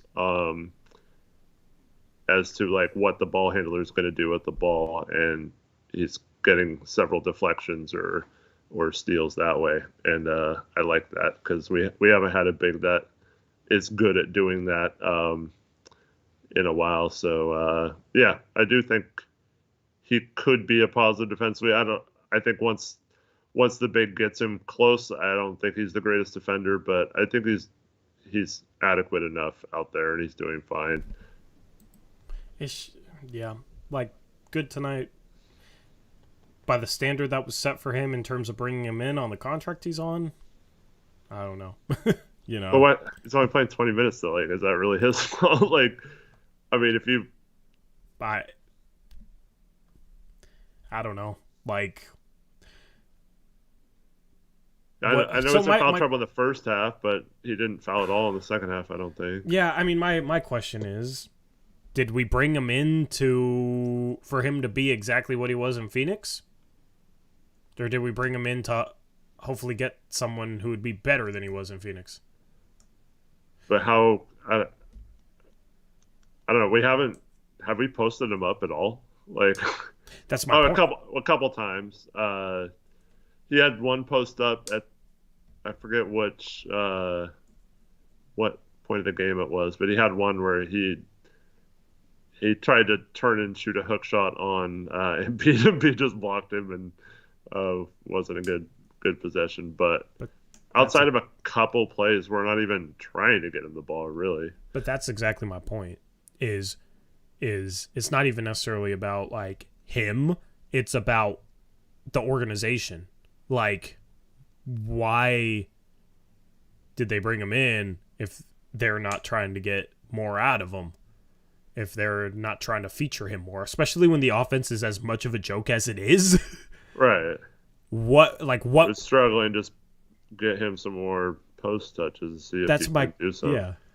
That's my question. Like, what did we bring him in for? What is the standard like we should be holding him to based on what the organization expects out of him? Like, what the organization expect this out of him? Because if we made that trade to pay a guy $32 million a year that we're going to utilize as if he's Drew Eubanks, then we should have just said screw it and suffered and brought back Drew Eubanks on a minimum contract to be our starting center. You know what I mean? Yeah. I don't understand. Yeah, I don't really get it either. Like I showed you in the Brandt's breakdown, so you had that one really nice pass out of the short roll, but we didn't really we haven't really been passing into him in the short roll that much. Mm-hmm. Um, so Charles says Ayton is a bum, but like I don't know. It's like he's not a bum. He just I don't know. This is why I've always said all along, unless it's like Jokic or Embiid, I'm not paying a center the max contract. Yeah. 100%. Like, I just here's the thing where maybe Chauncey gets fired mid-season. Where like if Cronin thought like, oh, Deandre Ayton can take a jump here, right? And I'm gonna trade for him. We got this deal that looks like a steal, and like we're gonna like get something extra out of him. And then Chauncey's just not utilizing him at all, and Chauncey's just like, this is how Ayton looks. I wonder if it becomes a situation where Cronin starts to question Chauncey's utilization of Ayton. Like, and that goes back to my main question. Why did Cronin trade for him if this is what he's looking like? Did Cronin expect it to look different on Chauncey's end? Is it something where there's a disconnect between him and Chauncey? Is it something where they brought him in and then Chauncey like realized during training camp like, oh wait, no, you don't give this guy that many touches, and it's a situation where like, well, now you have two coaches that aren't feeding him the ball, right? Because that was the thing with the Suns. It was like Monty's not giving Ayton touches, Monty's not feeding Ayton, and second coach in a row, like at some point you have to question like, why do coaches not want to feature Ayton more, especially when the offense looks like that? So it's just, I don't think he played bad tonight. This isn't a critique of Ayton. It's a critique of, like, where is the disconnect? Because we're not really utilizing him like I would expect Cronin would have wanted us to utilize him, considering we traded for this dude who's making a max contract. Okay, but at the same time, okay, we know Scoot's having trouble handling the offense, right? So I don't know if he's able to get Ayton the ball a bunch. And maybe we're trying to, and it's just not working out as much as the coaches would like. Second of all, trying to, but go ahead. Yeah, okay. Well, then that leads to my next point. We're giving the ball to Grant a lot, and he's not passing at all. So, so once Grant gets the ball in the offense, Ayton's not getting it, right? So, he's just gonna put his head down and get to the basket like 90% of the time.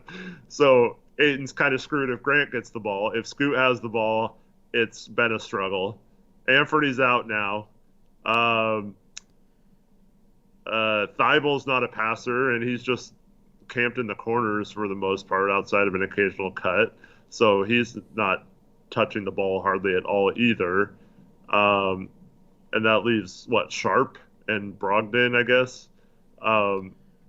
Sharpe's been the best passer, I think, on this team right now, like you mentioned earlier. So Sharpe's been doing a little bit of it, I think. But Brogdon hasn't really. I think he had one alley-oop in the first game to Ayton. But he's not been like overly passive or passing the ball either. So I asked you how I don't even know if we have people who can get Ayton the ball in the post, right? Or who even want to pass the ball into the post, even if that's what the coach is calling. So it's just weird. Like, you don't have to be a good passer to throw an entry pass, though. You know what I mean? Like, oh, I know you don't have to be, but it seems like we struggle with it. Oh, we struggle to pass the ball for sure, but an entry pass is like one of the most basic passes. You make a pass, throw a bounce pass. What can they do? Kick it. It's a kick ball. Against Ayton, though, in preseason, he did have some struggles with holding off his guy from getting around him to steal entry passes too. So maybe that's a little bit they don't trust him. Yeah, slightly. But run something designed for him where he doesn't have to seal off his man from the get-go and battle for position while the ball's crossing half court.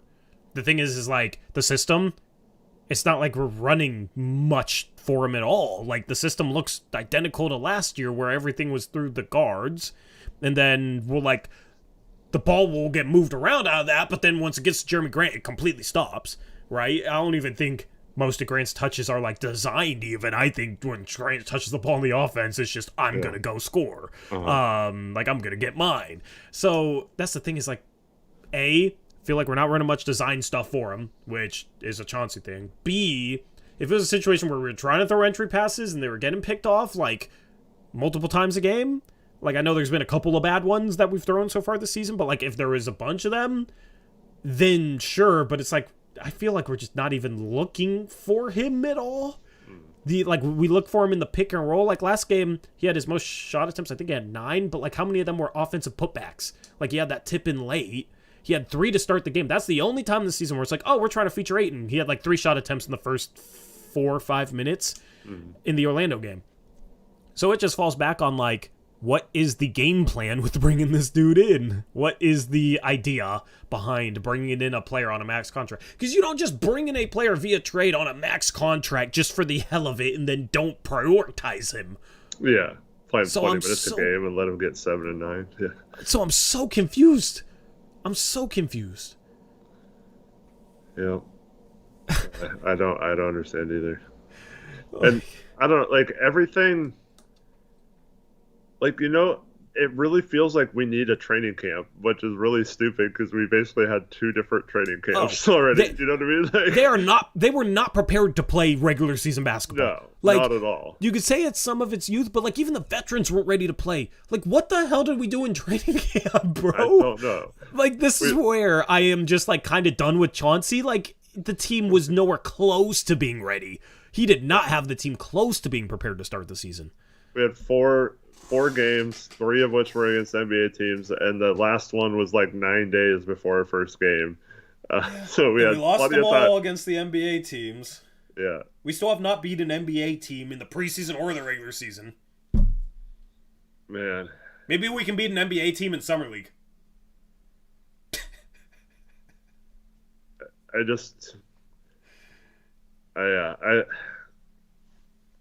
I think if you're going to keep Billups last year, which obviously they were, I think they needed to make him change his staff out, and they didn't do that. They kept pretty much the same staff. And so I've seen people both on Twitter and in chat say Scott Brooks should be the interim coach or whatever. But, I mean, he's been on this coaching staff that hasn't had the team prepared as well. So at this point, I would just rather hire someone that's like the next like Will Hardy for Utah, like a young coach that needs their first opportunity, and just clean house there. Yeah. So Zach asked a great question. Do you guys think we have a chance to set the NBA record for least wins? What is that, 9 in an 82 game season? Yeah, I don't think so. I think there's a 5% chance we don't see 10 wins. I think there's a 5. Yeah, I'll like very unlikely, but it's definitely possible. I still think we have way too many guys who can score to be like historically bad. I mean, maybe we might be on that pace before Ant gets back, but once he gets back, I just think we have too many guys that can score. I'm not saying it's going to be like 30 wins now or anything, but just say 9 or less. That's a pretty low bar, man. You remember like the last season we had Norm and Rocco, where we started off like really good at home, but we're like 0-10 on the road. With Dame and CJ and Norm and all them. I think it might have been worse than that, but yeah, I remember. But like we had even better scores on that team, right? But like on the road, we were awful. Like, is there a chance it's the same way as that year where like we got some guys that can score the ball, but we're so bad defensively and we don't have like enough consistent offensive firepower that it makes it really, really hard to win a game on the road or at home? Because that's kind of what it feels like right now. Like, we get Orlando home opener, everybody's up for it. I know Ant doesn't play. Like, I assume if Ant's there, maybe we win that game. But it's like, I don't think Orlando played too well, but we were fighting uphill the entire game. And just, the thing is, this offense in crunch time, in close games, I have no trust in it. Absolutely no trust in it. Mm-hmm. They're turning over the ball like this when it's not crunch time. Crunch time, what happens? The physicality ratchets up. The intensity ratchets up. Defensively, guys fly around a little bit more. We are going to struggle against that. Who do we give the ball to score if things bog down? Jeremy Grant, well, we've seen Jeremy Grant try and be that guy this year, and it's been really, really, really bad. I do not have the faith in this team offensively to close out close games. And here's the thing. In close games, too, if we get, like, I assume that we'll get sloppier, other teams are going to be able to get runouts and run on us in close games. And I also, we don't know how to not foul. Like, this is going to be brutal, man.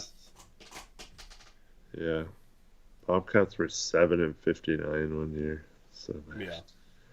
I still think we get closer to 20 wins, but I would say right now, like, my prediction is like 18, 19. See, that roster was awful, dude.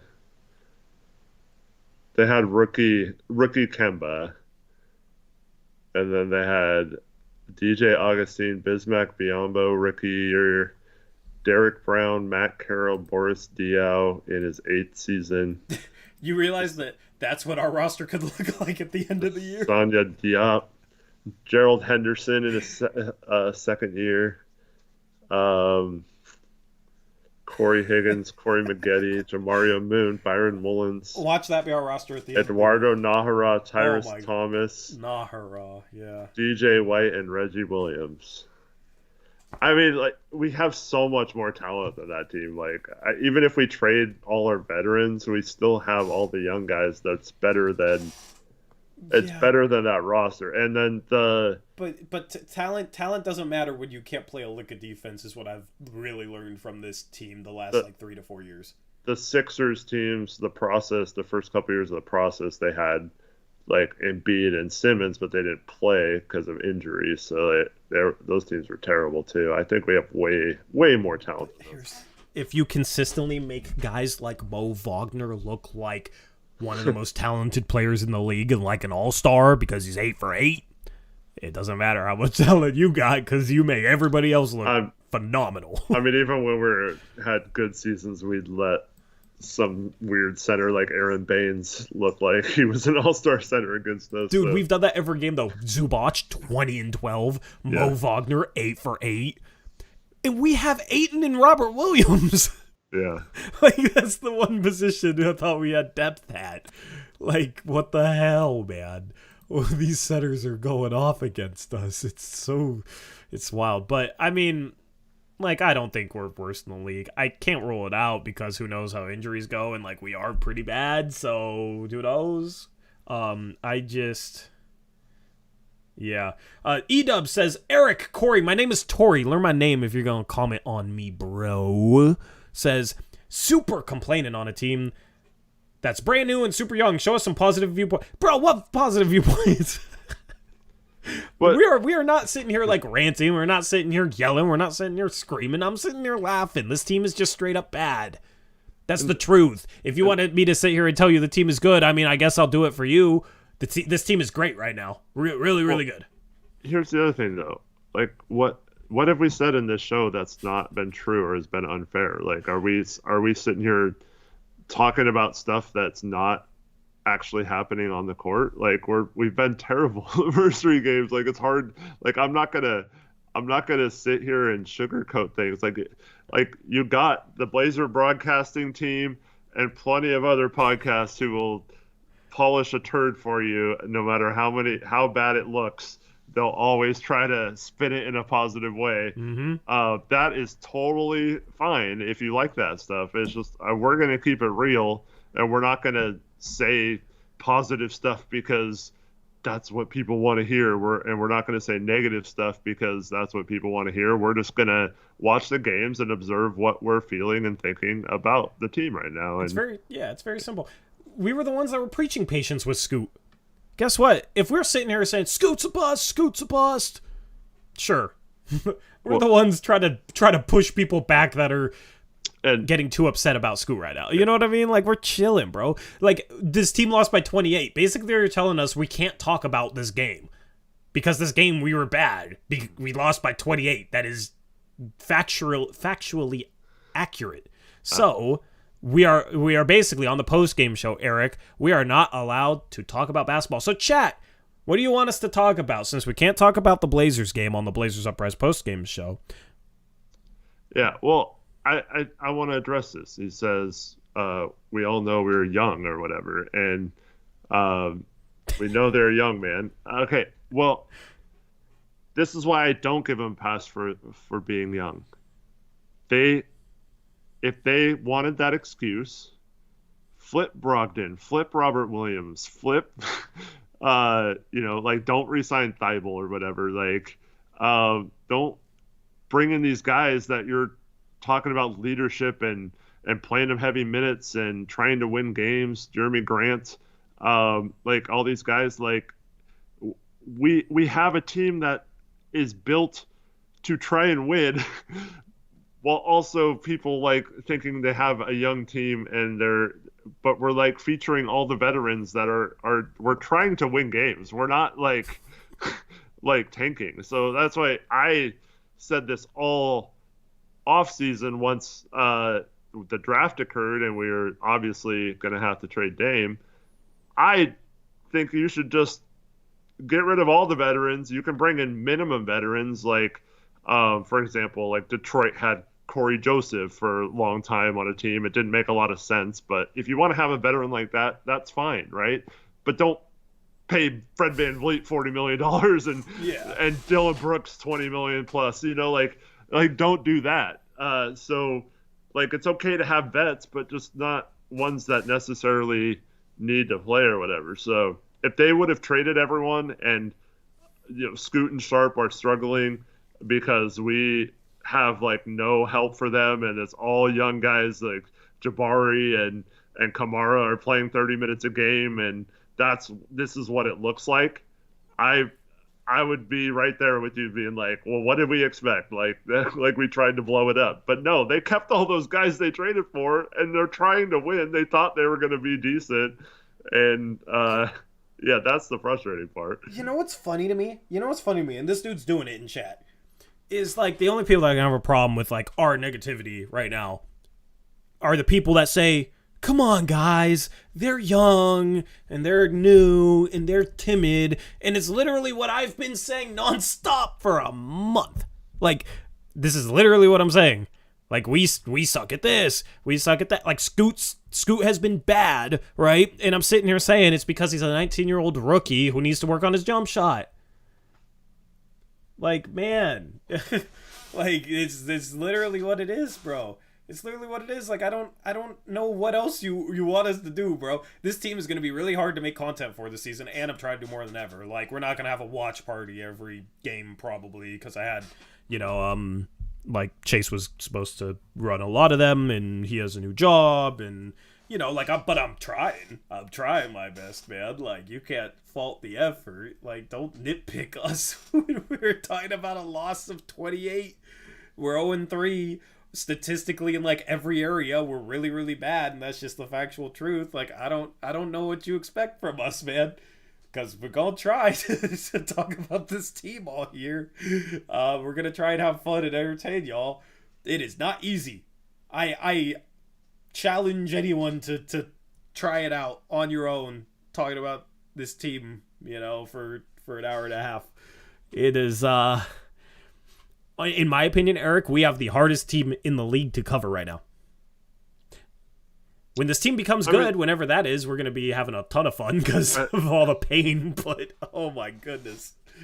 I don't know. I think the Scoot struggling storyline, although it could get kind of boring and negative, I guess, I do think it's going to be fascinating to see how he responds and plays throughout the season. So I think we have that, and Sharpe's development, obviously. Sharpe looks great. That's a positive. They do ask a question, so let me ask, do you see potential in this team as it's currently built, or like in individual players on this team? Because that's two different questions. As it's built, no. We're both super excited about the young players, I think, like Scoot and Sharpe. I think we both agree, like, that's promising for the future to start with those two as your building blocks, right? Like, we're both in agreement there? Yeah. But, yeah, I mean,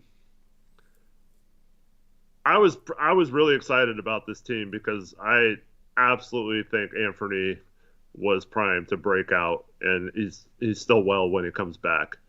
But just it was deflating to see him because like that ruined any chance we have of being good. So now I just want it to be all about development. So when Scoot only plays like 27 minutes, like I don't, it's like there's no excuse other than him fouling out to play less than 36 minutes. Like just give him all the minutes right now. Let him struggle on the court, turn the ball over every possession until he figures it out. Like just keep making him try and keep running pick and roll with him until he figures out how to navigate a freaking pick and roll and when to pass the ball out of it and stuff. Like just keep spamming those things until they look better instead of just, oh, well, he's struggling with the ball. Let's bring in Brogdon and play him 30 minutes and let him shoot every freaking time he touches the ball. Yeah. So that's where we're coming from. It's not like, oh, we're so disappointed we're 0-3 because this team should be 3-0 and we should be beating Embiid like they're like Philly sucks. We should have beat them, right?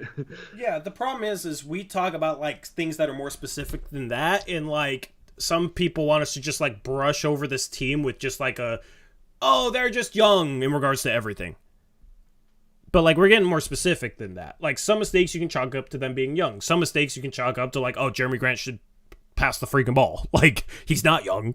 He's a vet. We have some vets on this team that are doing some bad things that you can't just sit there and say, oh, they're young. Okay? So that's the problem is, like, we can't just gloss over everything with just a brush that applies to everything because no one excuse or reason or whatever you call it applies to every problem with this team and this organization, the way the roster is built, etc. Like, it's much more nuanced than that, and that's what we try and talk about. So, that's what we're going to continue to do. Anyway, like, I think a big problem is Chauncey, too. Like, they gotta I don't think Chauncey's a good NBA coach. I have no hope left anymore, Eric. Mm-hmm. I made excuses all year last year. I have no hope left anymore. You would think that even if they were failing, if it was designed to be different, you would see flashes or signs of it being different compared to the way they played last year. Mm-hmm. Especially since Chauncey has his guys now. There's no signs. I don't know if they've hedged or trapped one pick and roll all season long. I don't remember any. Offensively, they're running the same crap they ran last year. Like, I don't know how the offensive system is any different. They're not running the floor at all. They play one of the slowest pace in the league again. Their pace is almost identical to last year. Like, there's just no signs of it being different with Chauncey. So, at this point, like, I would think that if he could effectively teach what he's trying to preach, you would see signs of it being different. And the fact that there's no signs of that just has me all out on him at this point. Yeah, that was my biggest fear when we hired Chauncey. It was just, will he be able to, like, he understands the game so well, but there's always there's a ton of instances with throughout NBA history of like a player who is really good just not being able to teach being good to his players. And no, Trevin, the wrong Billups is not head coach. Yeah, let's not go there. The other Billups should not have a job in the NBA. Yeah, Magic Johnson's a great example of someone who just could not teach the game. But, like, I don't know. Sometimes when you're that good, it's just hard to get players to play the way or see the floor the way you see it. 100%. Shout out Truly Spencer, PDX member for 12 months, says, so I got my official 1-year member badge. Let's go. Thank you, Spencer. Appreciate you, bro. Let's go, Spencer. Good job. If you guys want to become a channel member, your name is green in chat. Click the join button below. And shout out to Bruce Davis, member for 11 months. He's about to get his yearly badge. So shout out to Bruce, who says, thank you, Eric, Tori. I'm boycotting this team until it's sold. Thank you, Bruce. Appreciate you. Yeah. Feel free, man. Shout out to those of you who still tune in to streams, though. Like, there's a lot of, like, regulars that I haven't seen their names in a while. It does kind of suck that the team sucks. And, you know, it's not like, you know, this time last year we were having a ton of fun as the team got off to a 4-0 start. But one day we will be back to that. I just hope that it's sooner rather than later, you know. But we'll be here, and we appreciate all of you for being supportive of us. Not to segue this into a sponsor, but I'm going to segue this into a sponsor. We also appreciate Manta for being very supportive of the channel as well. If you want to get yourself a Manta Sleep mask, you can go to mantasleep.com. There's a link in the description box below, and if you use the promo code UPRISE, UPRISE, Uprise, you get 10% off or $10 off? I forgot. You get a discount. 100%. Yeah, 10%. I've done this ad read so many times, how did I forget? Yeah, 10% off if you use the promo code Uprise. It helps out our channel as well, and they make great products. There's a bunch of different sleep aids, sleep masks. You can see them here. The sound mask has been featured on the screen. I have one of these. I use it for meditation a lot too, in the middle of the day, to calm down my brain, because I'm always like scramble brained and trying to do too many things and have too much on my mind. So I use this for meditation, but also works for sleep if you want to fall asleep to sound.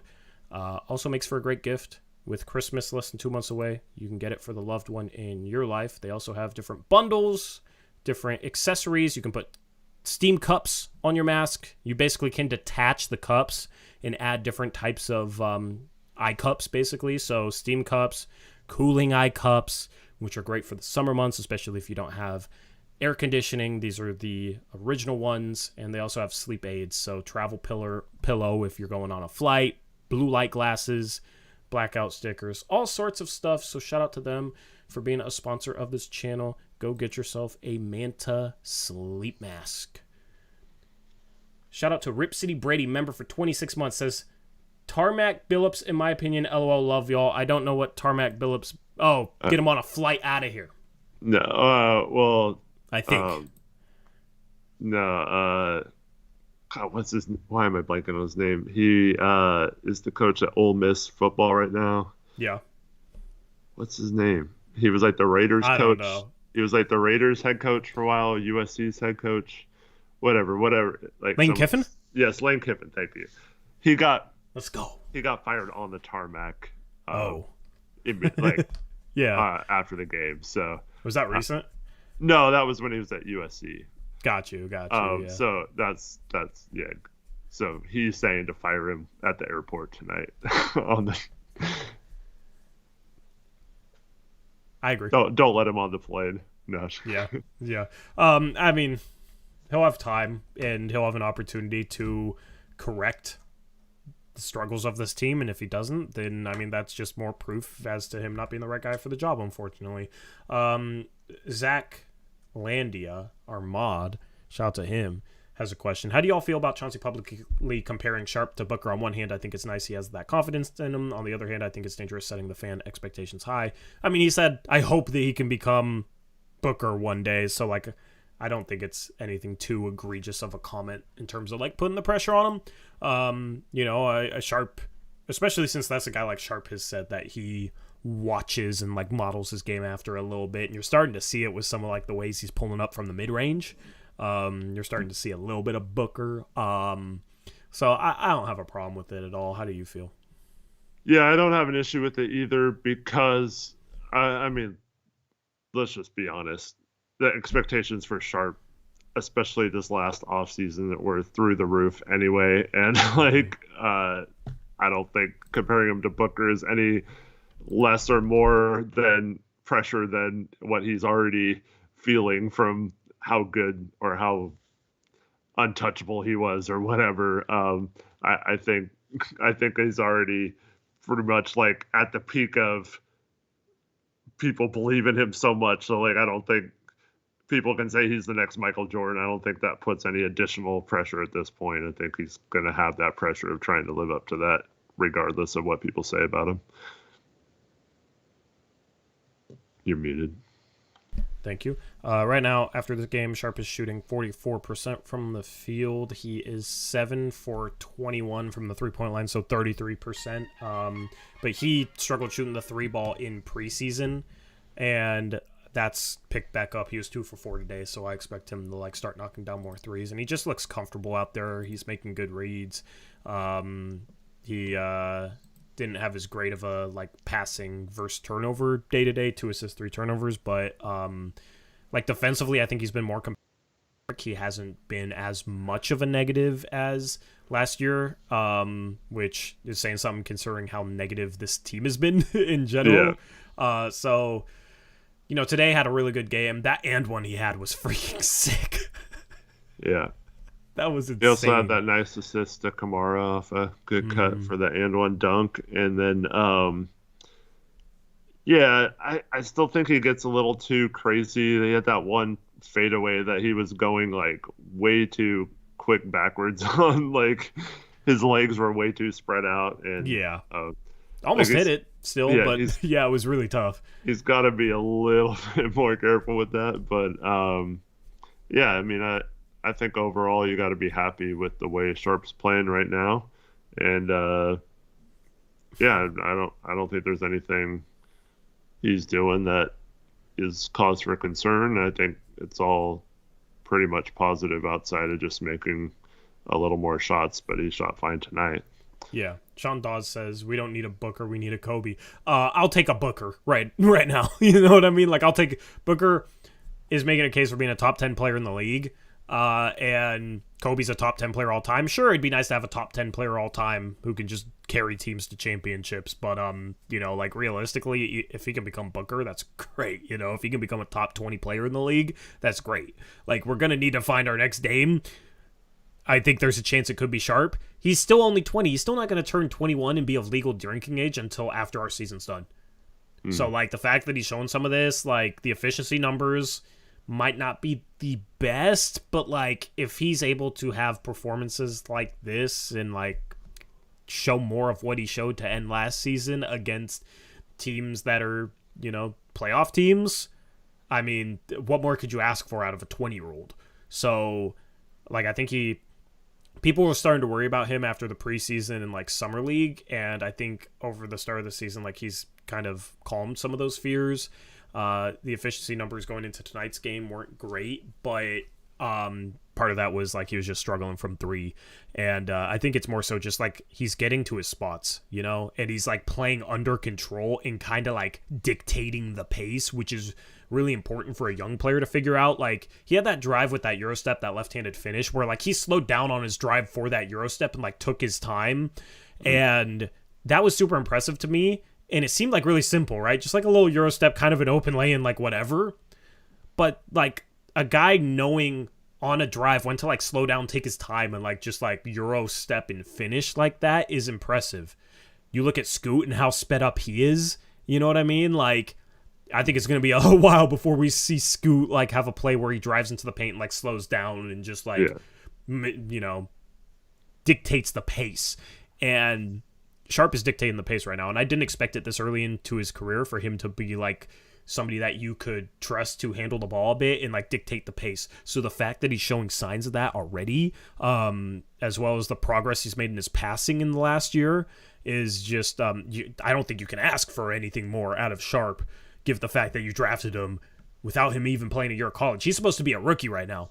Yeah. He was maybe the number one guy on this team that looked like a veteran. Even our veterans looked more like rookies compared to him tonight.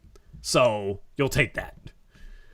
Yeah, I've been, speaking of Booker, I've been begging for this team to run that elbow curl action that Booker runs a ton of off ball, where he catches the ball coming on a curl around the free throw line.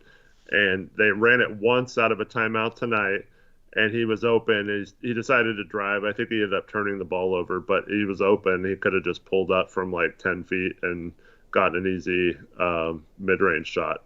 But I think they should just run a ton of that action off ball and tell teams figure out how to stop it. But he's the type of player that even if, much like Booker, even if there's a guy or they defend it well, he can still rise up and hit that shot in traffic. So I would keep trying to exploit that a little bit instead of, making all his shot diets either off the dribble from the perimeter or corner threes or whatever.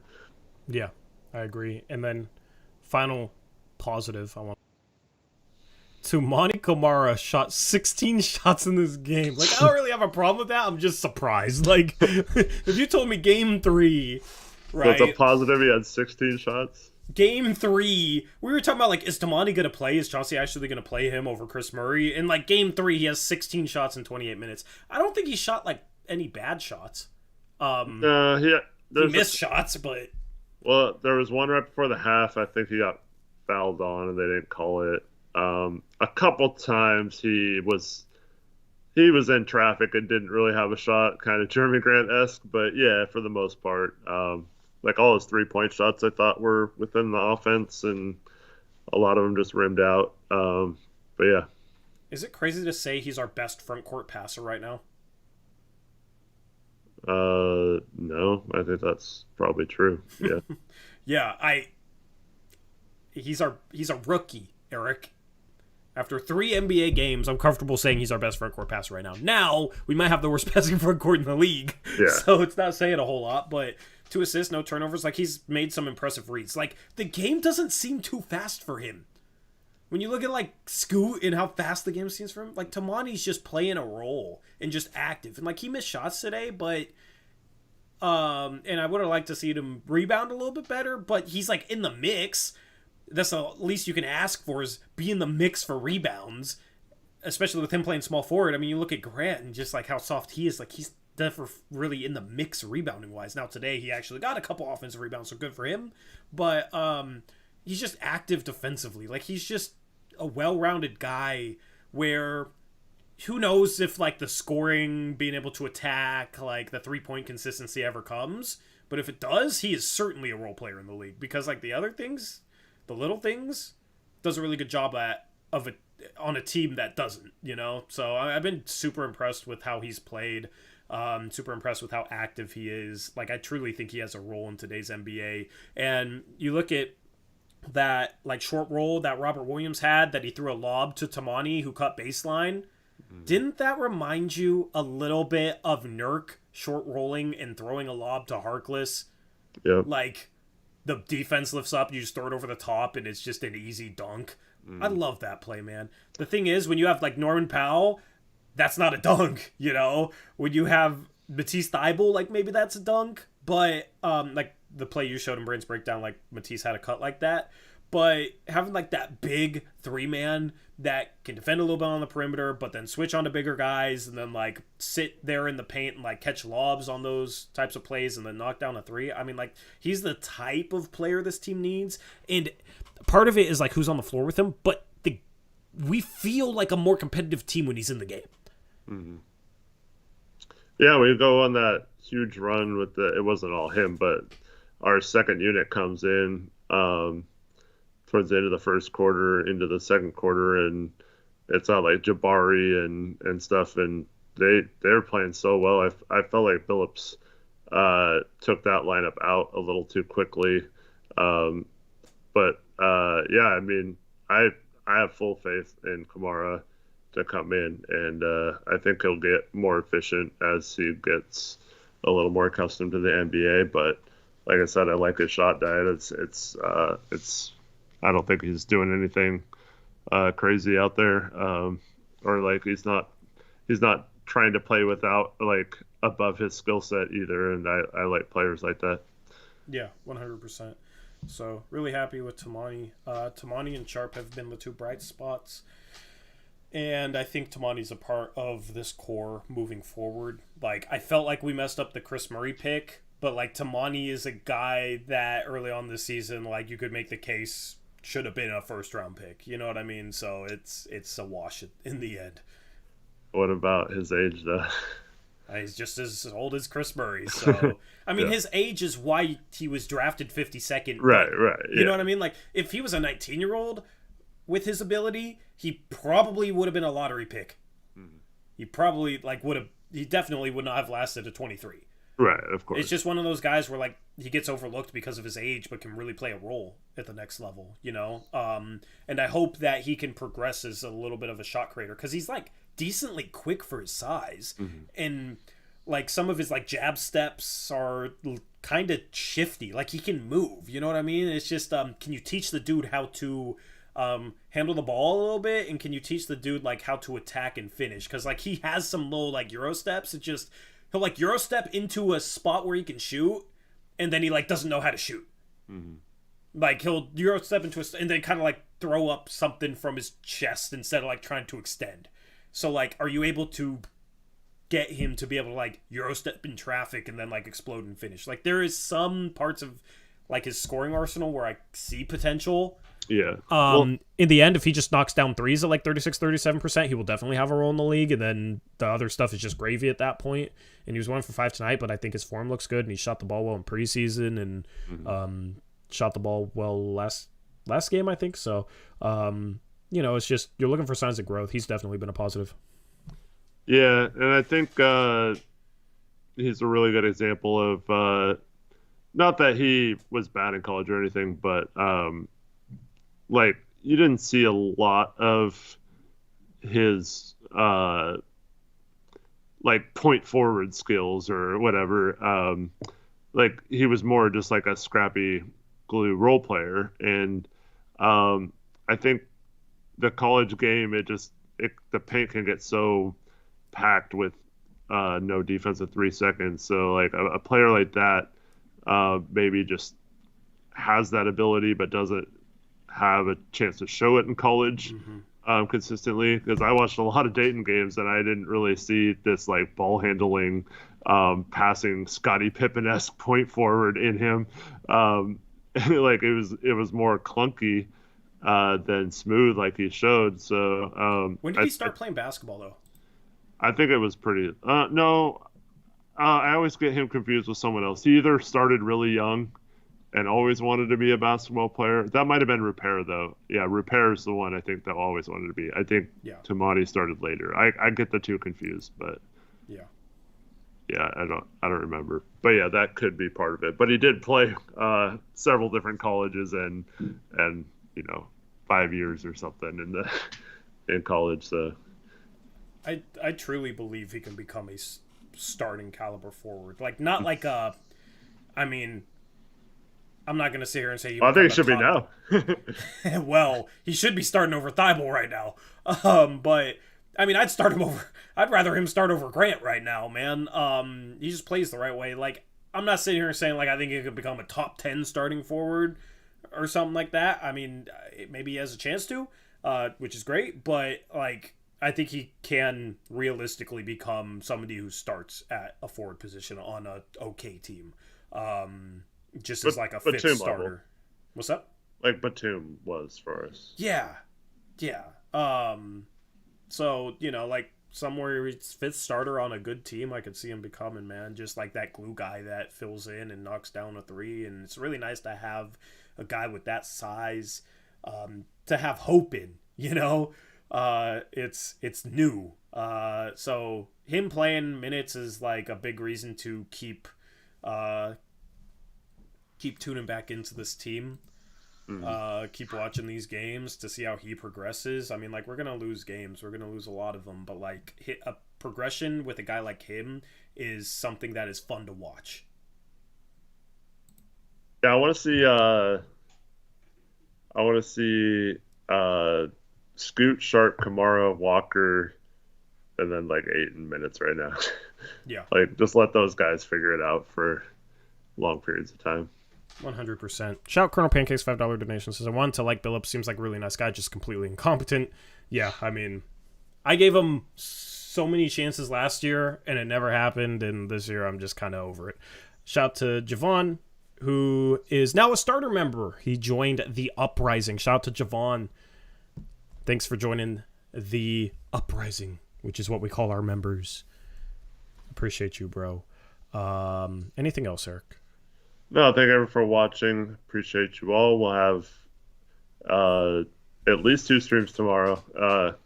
I don't know if you're doing a watch party or not, but we'll have at least 2. I'm not sure. Yeah. It's a lot. Yeah. Like, it might be a thing where, like, watch party wise, if the game is like close at halftime, I do a second half. Like, I wanted to do it every game this year, but man, I'm really realizing just like this team makes it hard, with how much they struggle. We're down 6 at halftime, and then the wheels fell off in the second half. So at least you had game on to keep it entertaining. Yeah. So, like, if this team was good, we'd be doing like it nonstop, But those watch parties will also be doing better because more people will be watching them because the team's good. You know what I mean? So it's just kind of like goes hand in hand. It's tough, but pregame video, gonna get one out tomorrow. Didn't get one out today. Like, some days might be a little hit or miss, but am going to continue to try my best with the content and everything. So, gotta put in work on Paul Reed's show. So, in case you guys didn't catch it, like, I'm a part of Hog Media, which is a creator network I'm helping run. Got some pretty big time YouTubers that I'm working with. Knicks Fan TV is one of them. Philly Take with RB is one of them. And speaking of him, he has a show with Paul Reed now that we're launching under Hog Media. So it's like a show that we're producing. I'm helping with that. And it's something that's pretty cool to be a part of and be able to do, to help produce a show with like a big time NBA YouTuber and an NBA athlete. So, it's not just this channel now for me. It's now I'm actually able to like take stuff that I've learned through doing this channel and apply it with other creators and other shows and stuff like that. So doing more than ever for the channel and outside of the channel. So I will try my best truly with the content. So anyway, I think that's a wrap, Eric. Yeah, thank you for watching. Appreciate you all. If you enjoy making picks with us, tune in. It'll be a little earlier tomorrow, right, Tori? Around 3 or so. Yeah, probably starting at 3 since the game tips off at 4 tomorrow. We'll do picks against the spread tomorrow. And then we'll have the post-game show afterwards. We'll talk about all the same stuff again, probably. Yep, 100%. So Eric might not be there for Blazers Uprise Live tomorrow. We'll see. Hopefully you're able to join us. If not, maybe I'll see if like Crushables is around and able to hop on. But post-game show, we good to go on that tomorrow, Eric? Yeah, everything after. Yeah. Cool. Yeah. So, yeah, looking forward to it. Come help chat make their picks. That's on our second channel, Blazers Uprise Podcast. Link in the description box below. Make sure you go subscribe. Also, make sure you get yourself a Manta mask. Don't stress about procrastinating Christmas shopping either. They make for a great gift. Use that promo code UPRISE, 10% off. And with that being said, we are out of here. Thank you all for all the support that you guys give us. It means the world, especially in what's going to be a tough season like this. So we'll catch you next time.